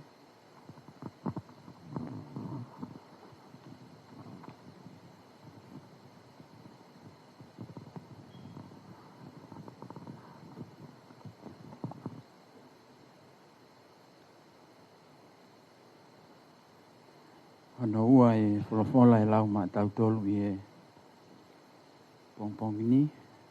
To oia pia mi he tohi aloma wahi ano walu. Vesi hono tolu ni ma. I hono tolu hiwa aia koe wholofola mana koe nioi pekia. Aia upehe ono hiki he wholofola. Ko hai teni whakamawai aki tau tolu pia me he ofa a kalaisi. Ai mahaki, pe koe mamahi, pe koe whakatanga, pe koe honge, pe koe telefua, pe koe tuutamaki, pe koe here tā. O hange koe ia kua tohi, koe uhi, ko koe o kuke tāmate i aki mautolu i he aha kotoa pe, o lau aki mautolu o hange koe whangasipi ki he tāmate i. Ka i he ngahi me ani kotoa pe, o kutau i kuna, pea mālohi, lahi ia te ia nai ofa ke te tau tolu. He oku au ilo pau, e ikai i he mate, pe i he mo ui, pe i he kau angelo, pe i he kau pure, pe i he ngahi mālohi, pe i he ngahi mea i he ni, pe i he ngahi mea e hoko. Pe i he mā olunga, pe i he mā ulalo, pe i he mea kehe e taha, kua ngauhi e he ikai mawhai e ia, ki whakamāwai a tau tolu, pēr me he ofa ai o tua, aia o ia kalai sisu. Amen.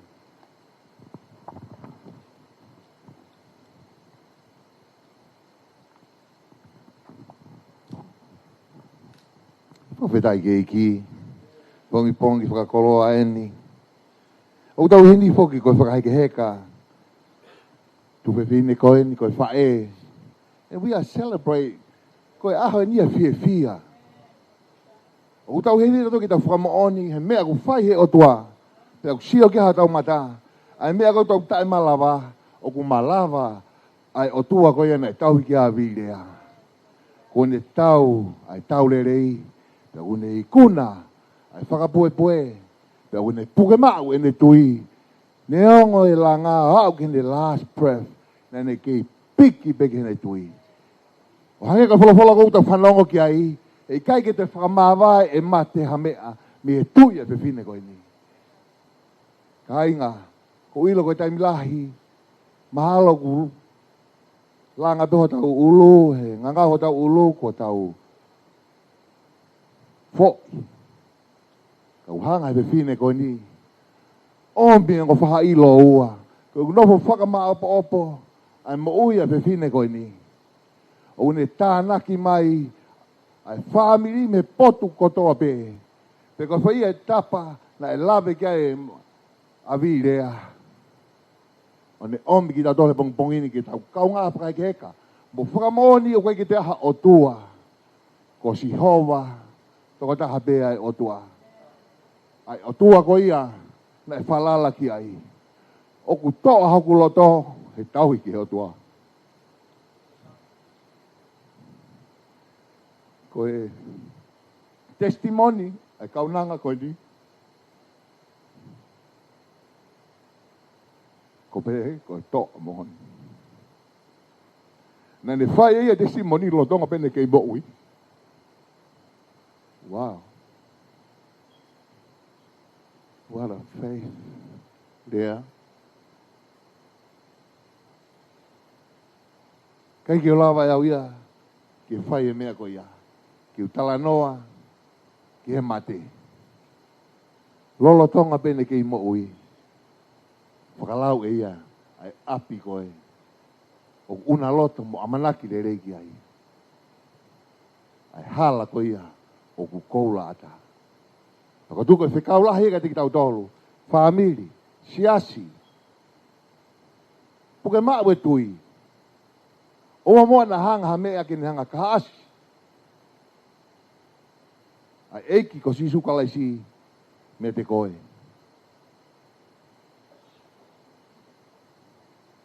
Tu mua ke whakahoko atu e wholofola. Ono tolu ia. O e wholofola, o e pongpongi ni ke whakaheka.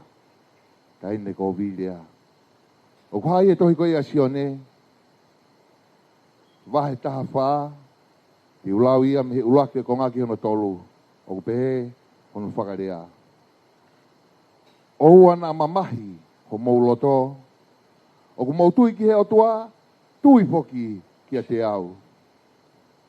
I he whare e kutamai, o kia e ngahi nofu anga ku lahi. Kane i kai pehe, ko utala ki a te ki mautolu. O ku alu, ki te uteu hapotu, mo ki mautolu. Tolu. Te kapau teu alu, o teu teu hapotu mo ki mautolu. Teu toi hau, o maua ki mautolu. Kia te au. Ko hiko e potu teu iai. Haleluia. O ku iai. Are ai a. E houan. Ko whakamu ia. Kai ngā whamiri pe mosi asi. Ko e potu konu ko teu teu heiki. Kia koe pia moau. Tuku mua ke lawe. He lau maare maoni oni. A koe whamiri pia mosi asi. Aonga e tau whakatahataha mai. Ke whakahake heka. A helo koe ni. Tau pe tolu hiwa. Tui e pe fine koe ni kune ombi ka koe pia moau. Puke ma. Eiko si sukalaisi. Amen. Tuangi whaipe kau. Kaosi.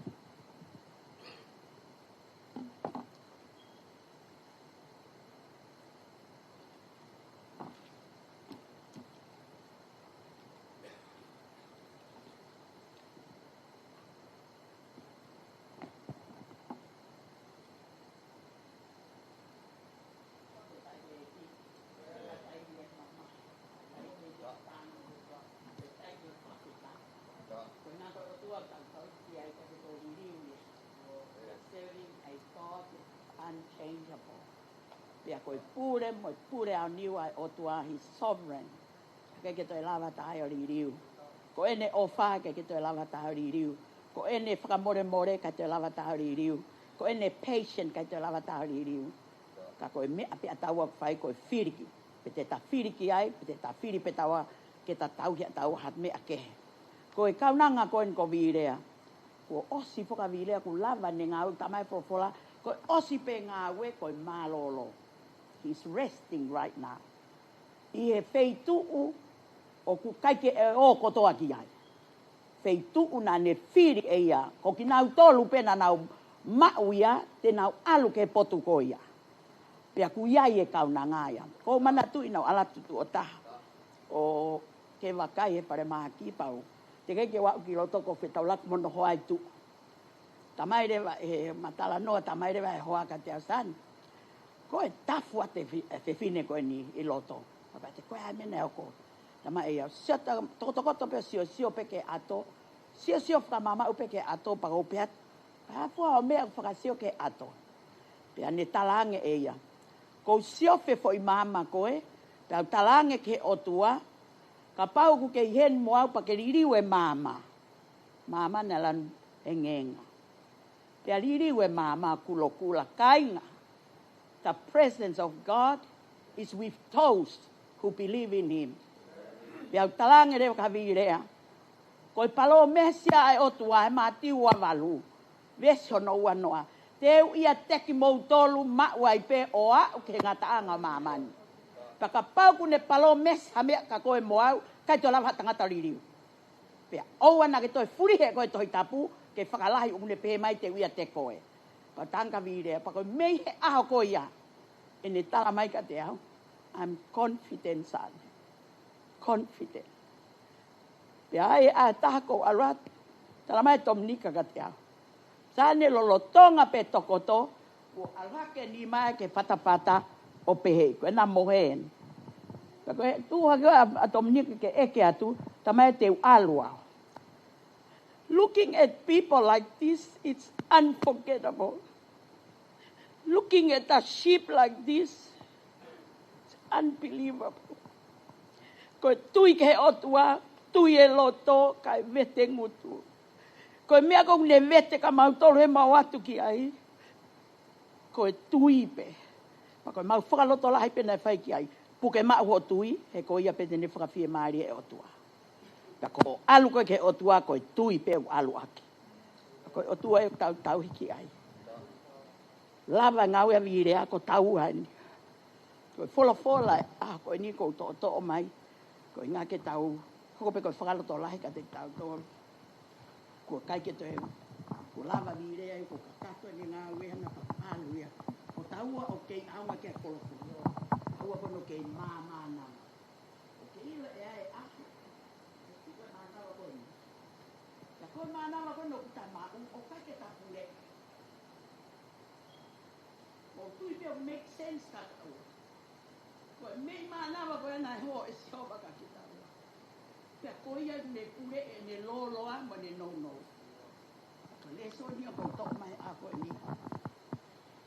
Ko sami tol ki wa ko beso no ua kiki hono wha.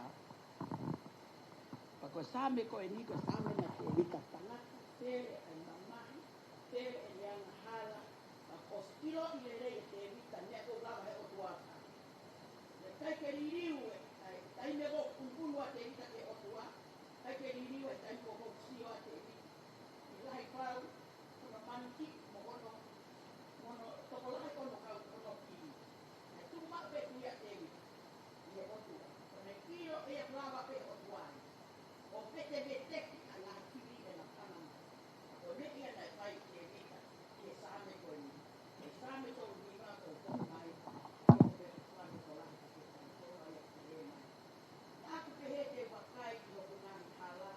Te ria na aku anga hala o perele.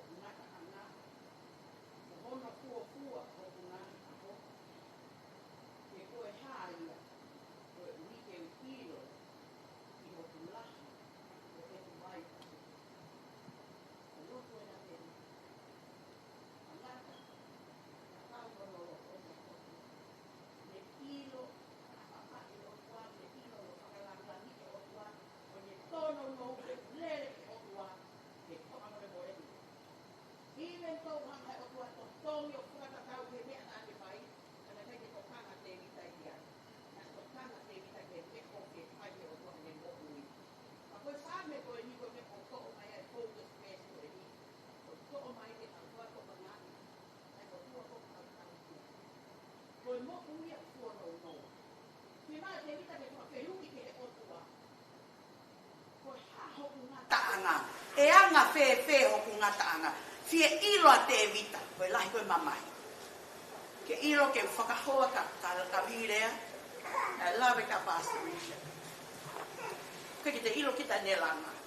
Te ngau te alatasio kia. Koe ki te ilo kita ulanga kansa. Because kei mai pe a vilea ia. Kei talanoa mai pe ia. Ka ngalo ka ke ni hana ma ko tai mo mau asia to ngalo mahalo mamahi. Ka ko ne falala ke otua na ni iro e ko otua ta iri. Ko pulunganga ne fa te vita same ko. Na ni unu mai ke otua ko tai mo ta fehanga hanga mo mamahi. O ku ne hanga ia fa vai ki ta tol. Pa ku ne hanga e ia o toho ki ta tol ke ta wofia nge ke otua. Ko inga ke ta ilo finangalo otua ta mo uli. Katau ela whakapoto-poto. Ke ilo mapakai ka mamai. Te tau mo ui whai noa pe. Tae te tau ilo o kuia i ngata hanga. Ke ilo ko mamani ka pana mo whanonga he so ne revelation. Ina tohi a se ne sihe ka mata anga. Na hanga utua ngahke a mamani ko toa pe. Moi fetu, moi laam, moi mahina, peane, moi fepe me mani te. O ne tuanga mamani pa afio kia brelei. Ka poe moa. Tohi a revelation, ko toi creation me for always. Ko mama ni uno tau ia i ko fon ia hanga hala. Fon ia ta fie tau ke otua. A talama ia he tohi a whakaha. Ko kinau tolpe, lulu ko nau ko fue tata. Talama te nau hau e ai e Jerusalem fo o. E hoko mai me helangi. Ke ile whanau i fo o, ka kamea whai mamani. Whanau i fo o, hau ia me olunga, me otua. Pa koe whanau fo koe tala noa koe revelation ni, koe whahinga fia mau e kakai, they have relationship with God. O ku mau inga ke tau ilo, we have a relationship with God. We need to be related to God because He is the creator. He created us. He gave us the breath. And to lengthen and shorten that breath, it's God. Apart from God, life is fleeting. Ko tau mama o me otua ko va inga ko ui. Pakulau kia e tohi a tangata malanga va ua ki pa besiwa. Pehe e Solomon he poto ko ni. Me ko to pehe mama ko ni ko va inga. Takuia e kakai to la. O kunau kumi e nau tole me ke ko whakawhie maari e ka te kinau tolu. Kume koloa, kumi ho nau stages, ke maua nau matai tohi, ke nau aruato matai tohi e fiha, degree e fiha. Me a kotoa pe talai Solomone, me a kotoa pe mamani koe ni. Kei ka hano aunga. Ako where wa me aku aunga. Tau where uire, waka pau talai Solomone, me a kotoa pe mamani koe ni, ai me a tau hoha a kia ke tau mau. They all in vain. Vanity is everything that we accomplish with this earth. Kaharewa mea okutolonga. Kaharewa mea fema Solomone ke tau kumi. We have to have a relationship with God. Ko relationship with God, ko mea i heka ke vainga i mea koto pe mau. Even pe tu maria, but you have relationship with God, oku hoko mea ko ke duplicate ke la, ya la pe tuplat okoloa. Tu ngā po mana wahe ke otua. Hono ui ngā po whika ua ke otua he mo ui. Pa koe whakaamu e otua, ilo tau he otua, he doesn't want to be number 2. Koe otua whana tau he wants to be number 1. Pea mooni pe ia, mooni pe ha koe creator ia. Nakai ke ngahu ki tau tore hata. Nakai ke tai hata for us. No one died and gave his life for us. Only Jesus. He is worthy. He is worthy to worship. He is worthy to embrace Him. He is worthy to be lifted up in our family. He is worthy to be lifted up in our individual life. He deserves the first place. Seek ye first the kingdom of God and His righteousness. Everything else will be added on. Koe koloa koe mea tānaki mai. Koe mo ui koe mea tā. Mo i lelei koe mea tānaki mai. Ka te ke lele ko exercise tai lawa fola pa ke what they have, what they supplement, thinking you can lengthen your days. It's have relationship with God. Because God is the one who can lengthen our days. Koe o tua ko tau hiki ai. Koe o tua ko ia ne whakaloloa, ane whakanolo mai mo'ui. Nai lawe ki ai whai whekau kano ngata last night. Ke ilo peteke mo'ui loloa, peteke mo'ui no, you have a purpose. Ko ho lava pe, doesn't matter how old I am. Ko lava pe ko whakaamu ngea ke whai po hoko maa tai mi kau alwa. But not time yet. There is a purpose. God created everyone with a purpose. How do you know your purpose? Have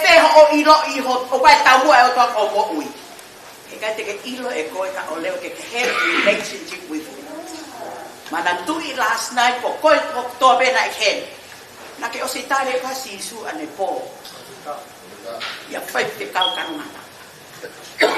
And call a commitment last night. And everyone responded in prayer. You are a child of God. We are called. Ui kohe otua. Ui kohe otua ke mea ke tatau ya moa. Ui kohe otua for something different from everyone else. Kake manati. Koe maman koe look for no mo'ui. Koe mo'ui e ma kwa himi ai siasi Moritonia tolbalu. O tala mai o for no e mo'ui. Pea koe mo'ui kono tau mo'ui ai. Koe taimi koe te tau mate ai. Pea alue lau mahari e ia. Ma tala mai alue anga kowi kono motu. Pa alue anga tonu ke no feitu. This is real. Koe mo'ui kono tau mo'ui ai. O koe wha inga ake taimi. Time is so precious. Koe taimi o kune mesha e ia ai tau mo'ui. Pa kune mesha e ia ai ngau e kou tau whahe maman koe ni. Koe mo'ui kono tau ia ka kai ke tau have relationship with God. It is muna mea koto apep tau whahe. Mea koto apep tau whahe end up nothing. Kai ke hano aunga ke mo'ui. Ka mahu inga au pito mo'ui kono tau ma'u ke tau whakatoka ngai. Ko sisu koe tau ai ai mo'ui koe ni. Ko sisu ko ia kune hanga o tataki ki tau tolu ki tau whakatoka ngai. Ai mo'ui kono tau mo'ui ai. Koe o tua ia tau ki ai. Pa koe lesoni a koe ni o tala noa. Ke ila pehe tala mai koe he tohi asione. Koe vahe taha alu ke teu e api mo tau tolu pe toi foki mai ke ma. Koe hau pea ma ue saints koe na tala noa ki ai a kanonga ta ane po. Saints. Ka kai ku lupo na ko fu ta o kalaisi. Pe te tau ala tu le o kalaisi ko whakawhi a e tohi a whakaha ke whakamau e fu ha e toko taha ua. Pe whihu i marewa ka kai ko hai ki nau toru ko ia. Pe tari a klewa sisu ko ki nau toru na luluku. Ko koe mo au ia. Sio ko ta monu ia. O kuta monu ia he ta kuonga. Kuta hao ilo lotolotonga o tua. But not only that, we are child of God. Koe mo'ui koe ke eiki, koe hoko ki tau tolu koe whanau ai otua. Koe mate koe na virea, koe mate ai whanau ai otua. Koe tau fia he tau i roi. Koe mate koe a virea, o smahino po tia au tiai. Veso no tolu kono wha e focus veso pehe. King James. Lord, make me to know my end and the measure of my days. What it is, that I may know how frail I am. E si homa ke whakailo ki a te au hoku ngata anga. Mohono fua hoku ngahi aho. Pe koe hā ia, koe uhi ke uilo. Lahi a e kuwaiwai. We can't serve God with our strength. Kai e tau lava tau he o tua ak ho tau malo. Ak e tau kile, ak e tau poto i ako. Ak e tau poto i lau folofola. E tau poto i malanga. No. We can't serve God without His power. O e malo hi o tua o ki hono lau maari e o whaafare e taua. Pag mahu ingai ke ta ilo he kai te ta pore he mea kuta whai. Ka koe folofola ia. Ka koe mea ia nai tangi ki a tevita. Ke ila tevita. Tangia ke o tua hako ki a taimi. Ne o si ilo koe anga hala ia. Ne ilo so many sins he commit. But he wants to reconcile with God. Pake sio ki ai pake tanguto lau. Tani hanga lewa talamai koe. Te hanga tapu ni I hoku mutu. Ke oa na ulea. Ke ilo he taimlahi. Ka kai ke tau tokanga ke tau salvation. Our mouth will destroy or will ruin it. Se ke poto ka te vita. Taimi ko. Hangai ko he whainga ta au. Lomia. Pea longo whakalonga te vita. Hange ko a hose o ai piti o no mutu. Tanguta te vita o whakalongo mate o no malo. Ke ilo taua karistiane o kai ki ta tau whana ki tau. Taim ko whai mai hata hakovi ka taua o kai ki tau lau ko ia. Wai ta mea taua tau silent. O ta whakalongo taua whakatatari ki lau marie ke tau maa ki taua. He kuta o si ilo ko mo ui ko no ta mo ui ai. Ko si hoba ia ni hanga puke puke tau mo ui. Pahe, a translation that I amplify of the talamai. Lord, make me aware of my end and the length of my days, so that I may know how frail I am. We are weak vessels. Kapag tingin, whakatoka nga, we are weak vessels. O kay ko tau tol, o tau malo, ke tau lava, o tukwaki o ako kay nga taangan mo un. No, we can't. Ako e otua ia te tau tol, ko me e tau lava yo, matukwa ke whanonga anga. Ako me ia, ako ia e te vita ki tau tolu. Me ako to, te vita ko tu maarie. Fere hon ngai sinifu. Ako me en wake a te vita. Haku ki lalo whakamai vai ke otua. He kune iloki o kai ke kau he lau kono laka nga. Kai ke kau he lau pene tu maarie. O pau ke haku ia whakamai vai. Haku haka tu ia whakamai vai ke otua. Pana e uinga ia te vita. O kai ke lau nga. Kane whakalongo pe. Ono uinga kai ame ke e ke lot. Ke ilo hota malo hinga koe karistiane. Prayer. Koe ta tools ia. He taimi koe. Koe kaunanga koe ni. He loves to attend any prayer meeting that we have. Taimi ko toa pe. O mo uirere ia pau ke haku ia ke prayer meeting ia. Fiu hano kumi mai ka mo uirere ia ke ome. Koe ke na om na tolo attend. Kei mohe ka mo uirere ia api. Kai whenga mami rea ke ha. Because her interest is different. Na change me ako to be he mo ui anaya o fika ua kasi ho. O me ko tala o kai ke firma o to number 2. He wants to be number 1 in our life.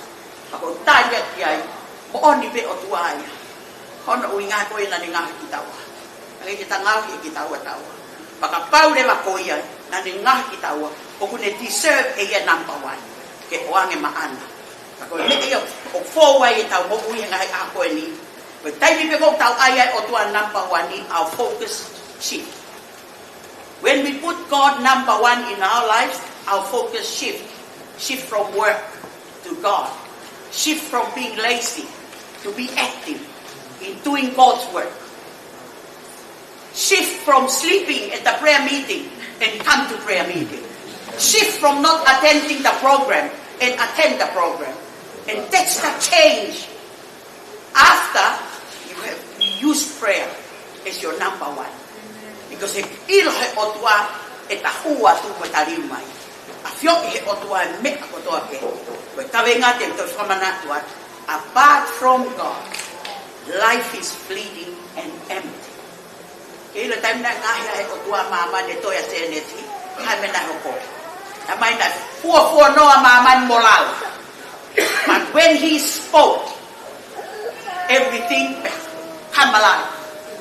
Tamay na, fakih no lau Maria maman. When lau Maria, that's the power of God. Kaya ko nga ko ni, no longer in the temple, no longer in the tabernacle in the Old Testament. It's in us, you and me. O takuo nga he ako ni. O wate ke to elele ko ke fai kumito ko ni kiai. O to itapuna in front of you. Ako otua ke os apa ngofua ia pekia. Ko me ia na mama uai ai pui oi tempare ke talamai ka ko embuau ko holies of holies is open here for everyone. Ko priest pay. Ko embuau ko priest te ahoni. Pa kita ilo tahan ka pai ke ahoni. E ku pate ke tua ke fai te ka ho to no. Ala ko to tapu ya ke lotu ke otua because you are called. O si ui ko he otua. Ana e ui ko he otua ke respond ki ai. Ke te ngau. He created you to respond to him. Ako me e o ta'ako me mo ia te vita he ni. Tala mai e te vita koe muna me kotoa pe ka pau he kai. Ke ta ilo koe otua. Pau ke ta have relationship with him. Ko e ne whanau pe ana. Have relationship with him. Ako e na mo stare si su ane po. Tu ke ka pana ke head ane po ke ha. Pio stare. Oh, tu koe lau sia si. He koe ke lava. Koe ka mea he evan ko siat. Ke arak tamai pe mamonga ko ke vesiriana ko ke sa pentekosi ko kai. Tala ko foi ekepe. Na ke taria si su ko mo ui na ke tuina pe kia pa tol tu ke fa mo ui ko mo fa mo le mora anga hala. Ko fe ui au fai mai. O kai ko sia stonga sia su vesiriana sia sia poloka eia ko unu ke otua. Ko puonga ko ni ko puonga folfola e otua. O ke tokanga ko lei polo pe kai sia sia. Pe tala mai le fa manatu mai hen e te vita. Ke tau ilo i ko mo ui o fu no. Mo ui ko no tau mo ui ai fu no. A wai to lahi. Nau ke he nau to be nau to ke reka.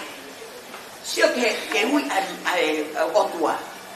Ui be when you're ready. Paka paure va te ke ignorant ko. Paure va ka te ke listen ko ia. Pe ko me are vai te ke to make the difference. If you're ignorant, kapag te hanga ko talie ay ui o fai. Tao na knock at the door. Revelation told you, I might be knock at the door of your heart and my heart, not the door of the house, door of your heart. Knock ya o tua.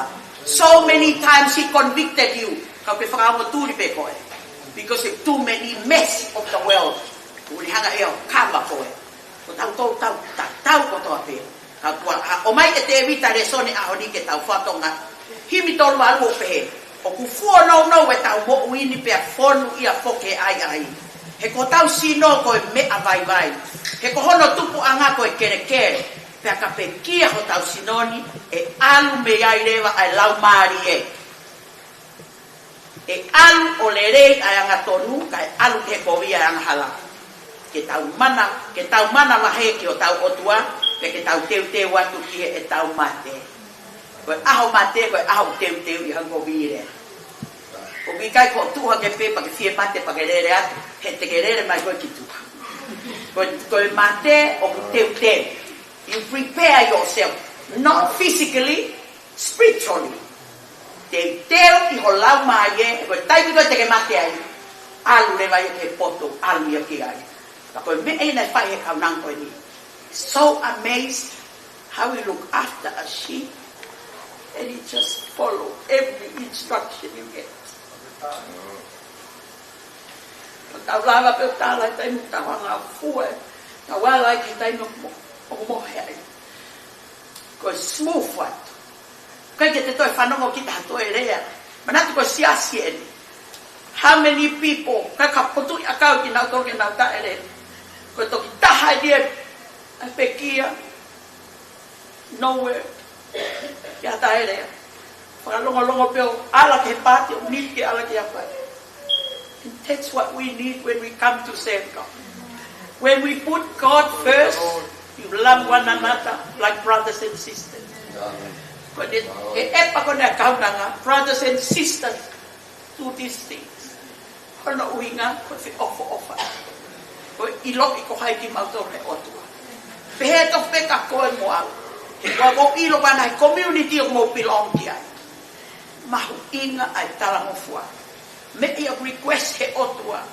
O manate fronga maha isteri he to afa. Tala ngata adu ka ko isteri. We don't have to criticize Israel because we do it today in our midst right now. Ko isteri ko sipinga na tohi kina to he to tapu.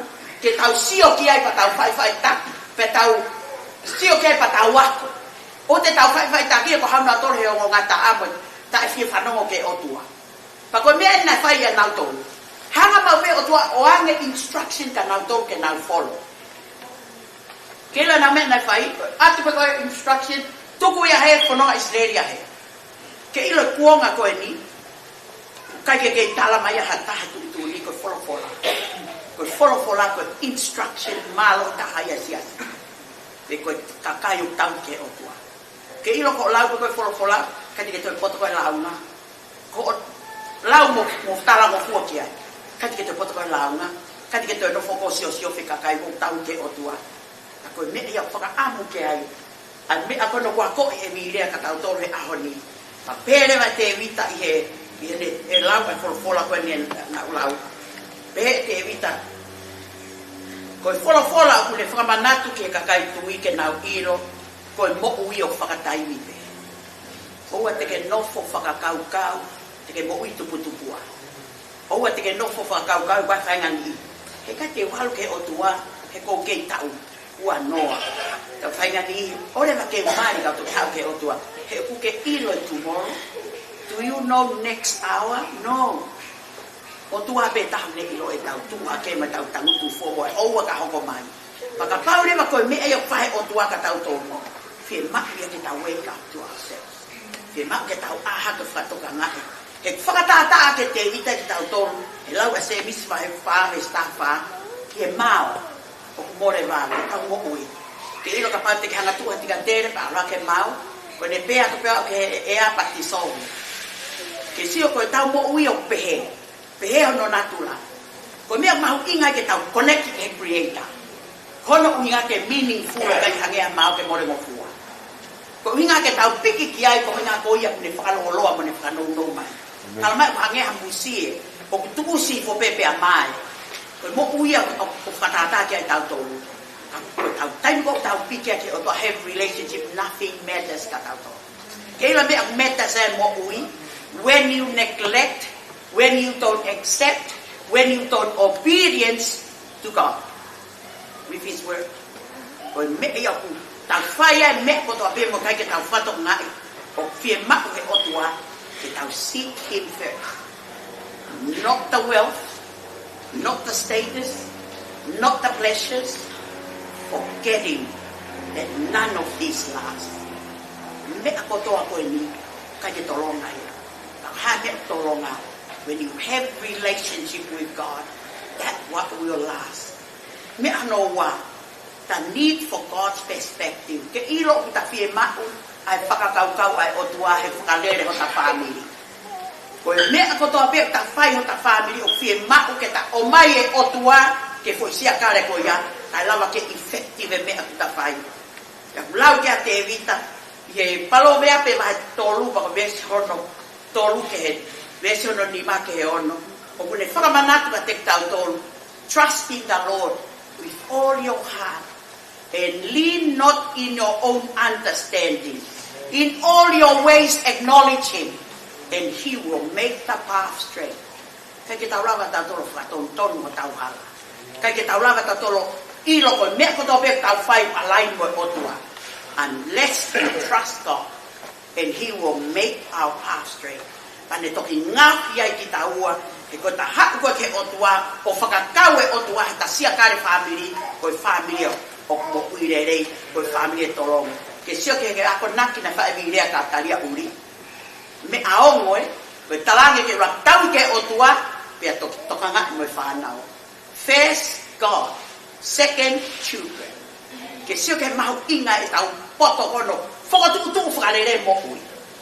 God has to be number one. Ka smooth sailor family. Ka smooth sailor mo siya si. Mo community o tau kau ki ai. Me whaka o si living with eternal purpose. Ka tau mo ui kon he mamani. Ko pau ke tau mo ui ki he tau mua ai otua. Kai ko tau mua. Example again. Kai mo maa ta whanau ko ne poto pea ki tam si ia. Ke fai mo al ke di pakai al yang awe fem al yang awe ta palani tau. Ngalo ya tau that's not our possession. Possession na otua na ta bo ki aki ko. Kapare na ta bo ki aki tau. Ko whanau ya e otua. Pa ke te fa foki ki ai. Pa ke acknowledge ko e otua he ta palani. Ko ne palani ana ke me ta palani. I remember how to for how lucky. I when I whanau i mai ai very smart. I tam si Ara ko ke taimi lava ke uni New South Wales. Lava ko ke uni o si sio ata whakalaka ke uni o whakalaka ki mua ia.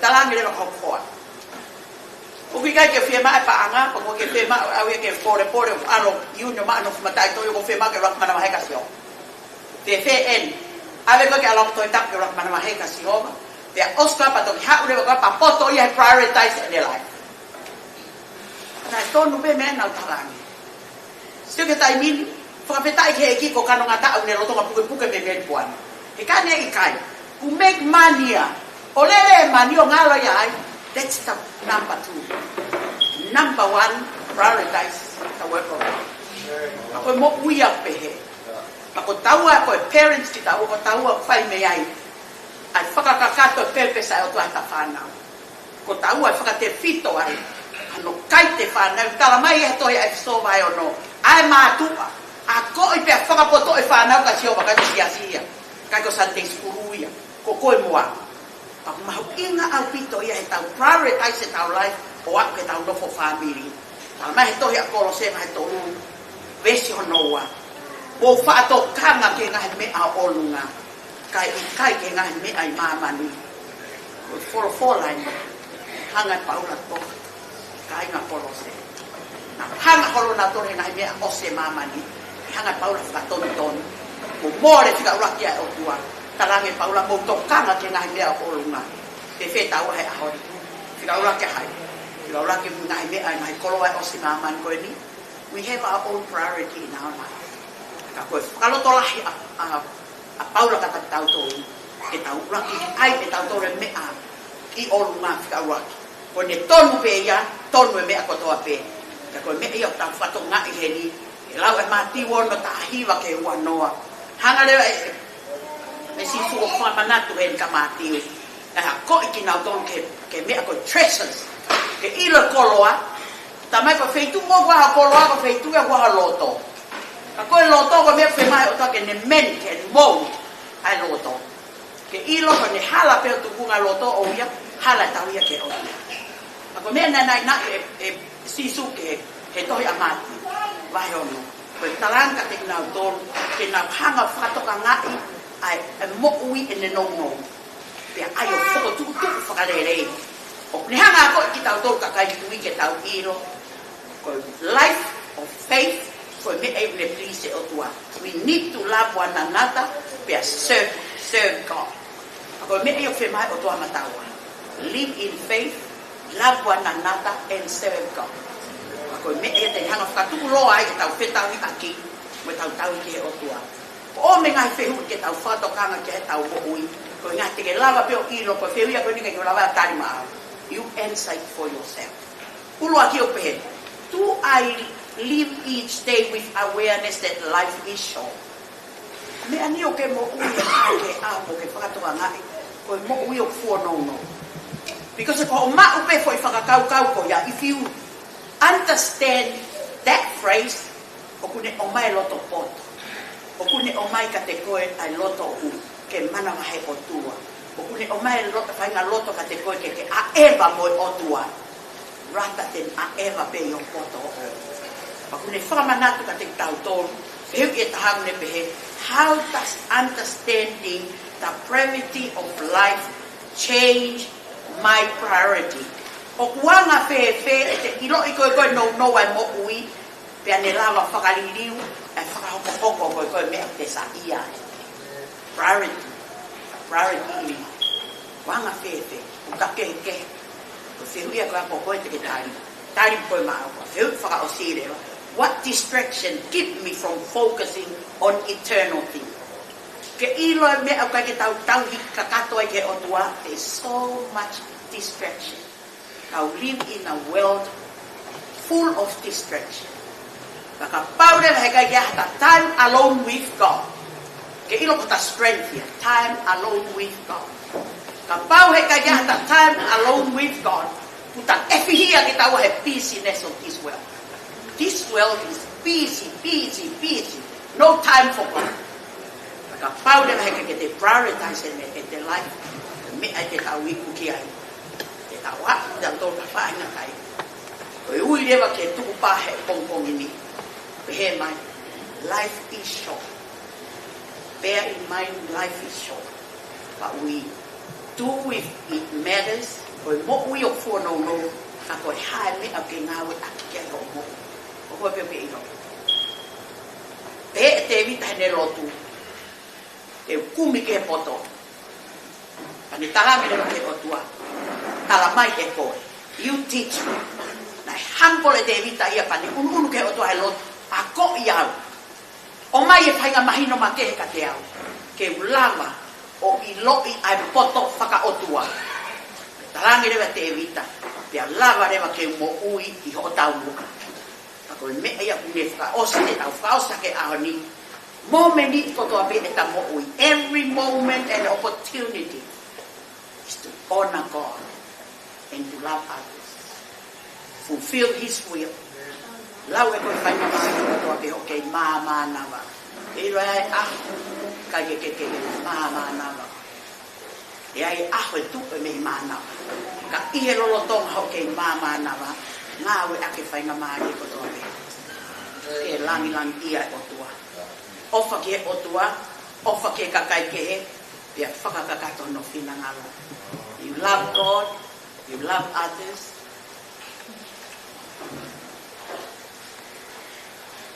You do His will.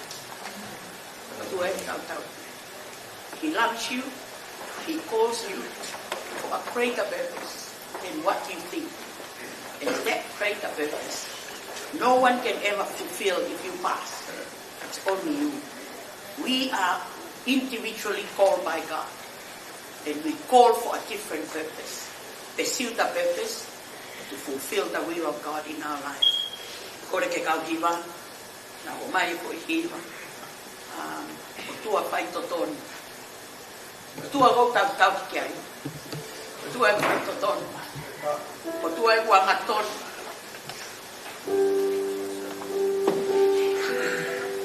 O tua e katau pe ane awhima ahoi. We are serving a God. It's unchangeable. Unshakable. We serve a God which is eternal. He always faithful to us. But we don't faithful in our heart. But tau tafa akiu ka ke tau wha, tau hiu. Totonu ke tau iano.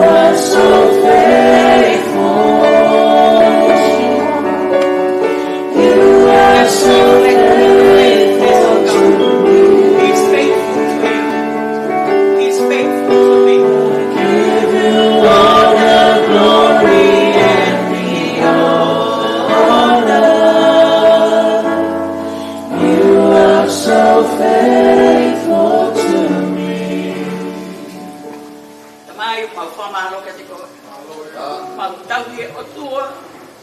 Tae liua. Tae liua peo tae ngā. O mau fia ke whakawhetai ka te koe. Koe ni a tāwhaka os. O mau whakaheka. Ai toko ua koe whae. Ke hoko atu ia kia te koe. Ma whamalo ka te koe taimina ke whaki mai e ke Unstoppable Church. Hoko koe mō tolo, hoko koe whai taki anga. Hoko koe kaunanga. Kene whawhanga hosia si. Physically, mentally and spiritually. Father God, we thank you. We are so grateful to have people like this. Ka maalunga ho owi, mau whakaapapat kia te koe. Maalunga ho owi, au ia he mau fie mau. Whakamore ki mau tō nai taimi lahi. Na mau kore ki mau tō ria mea te koe. Kau kai koe tau mu ai ai awhio. Koe ni kuke whakahāgia te ki mau tō lo whakakakato ho tau mu ai ahoni.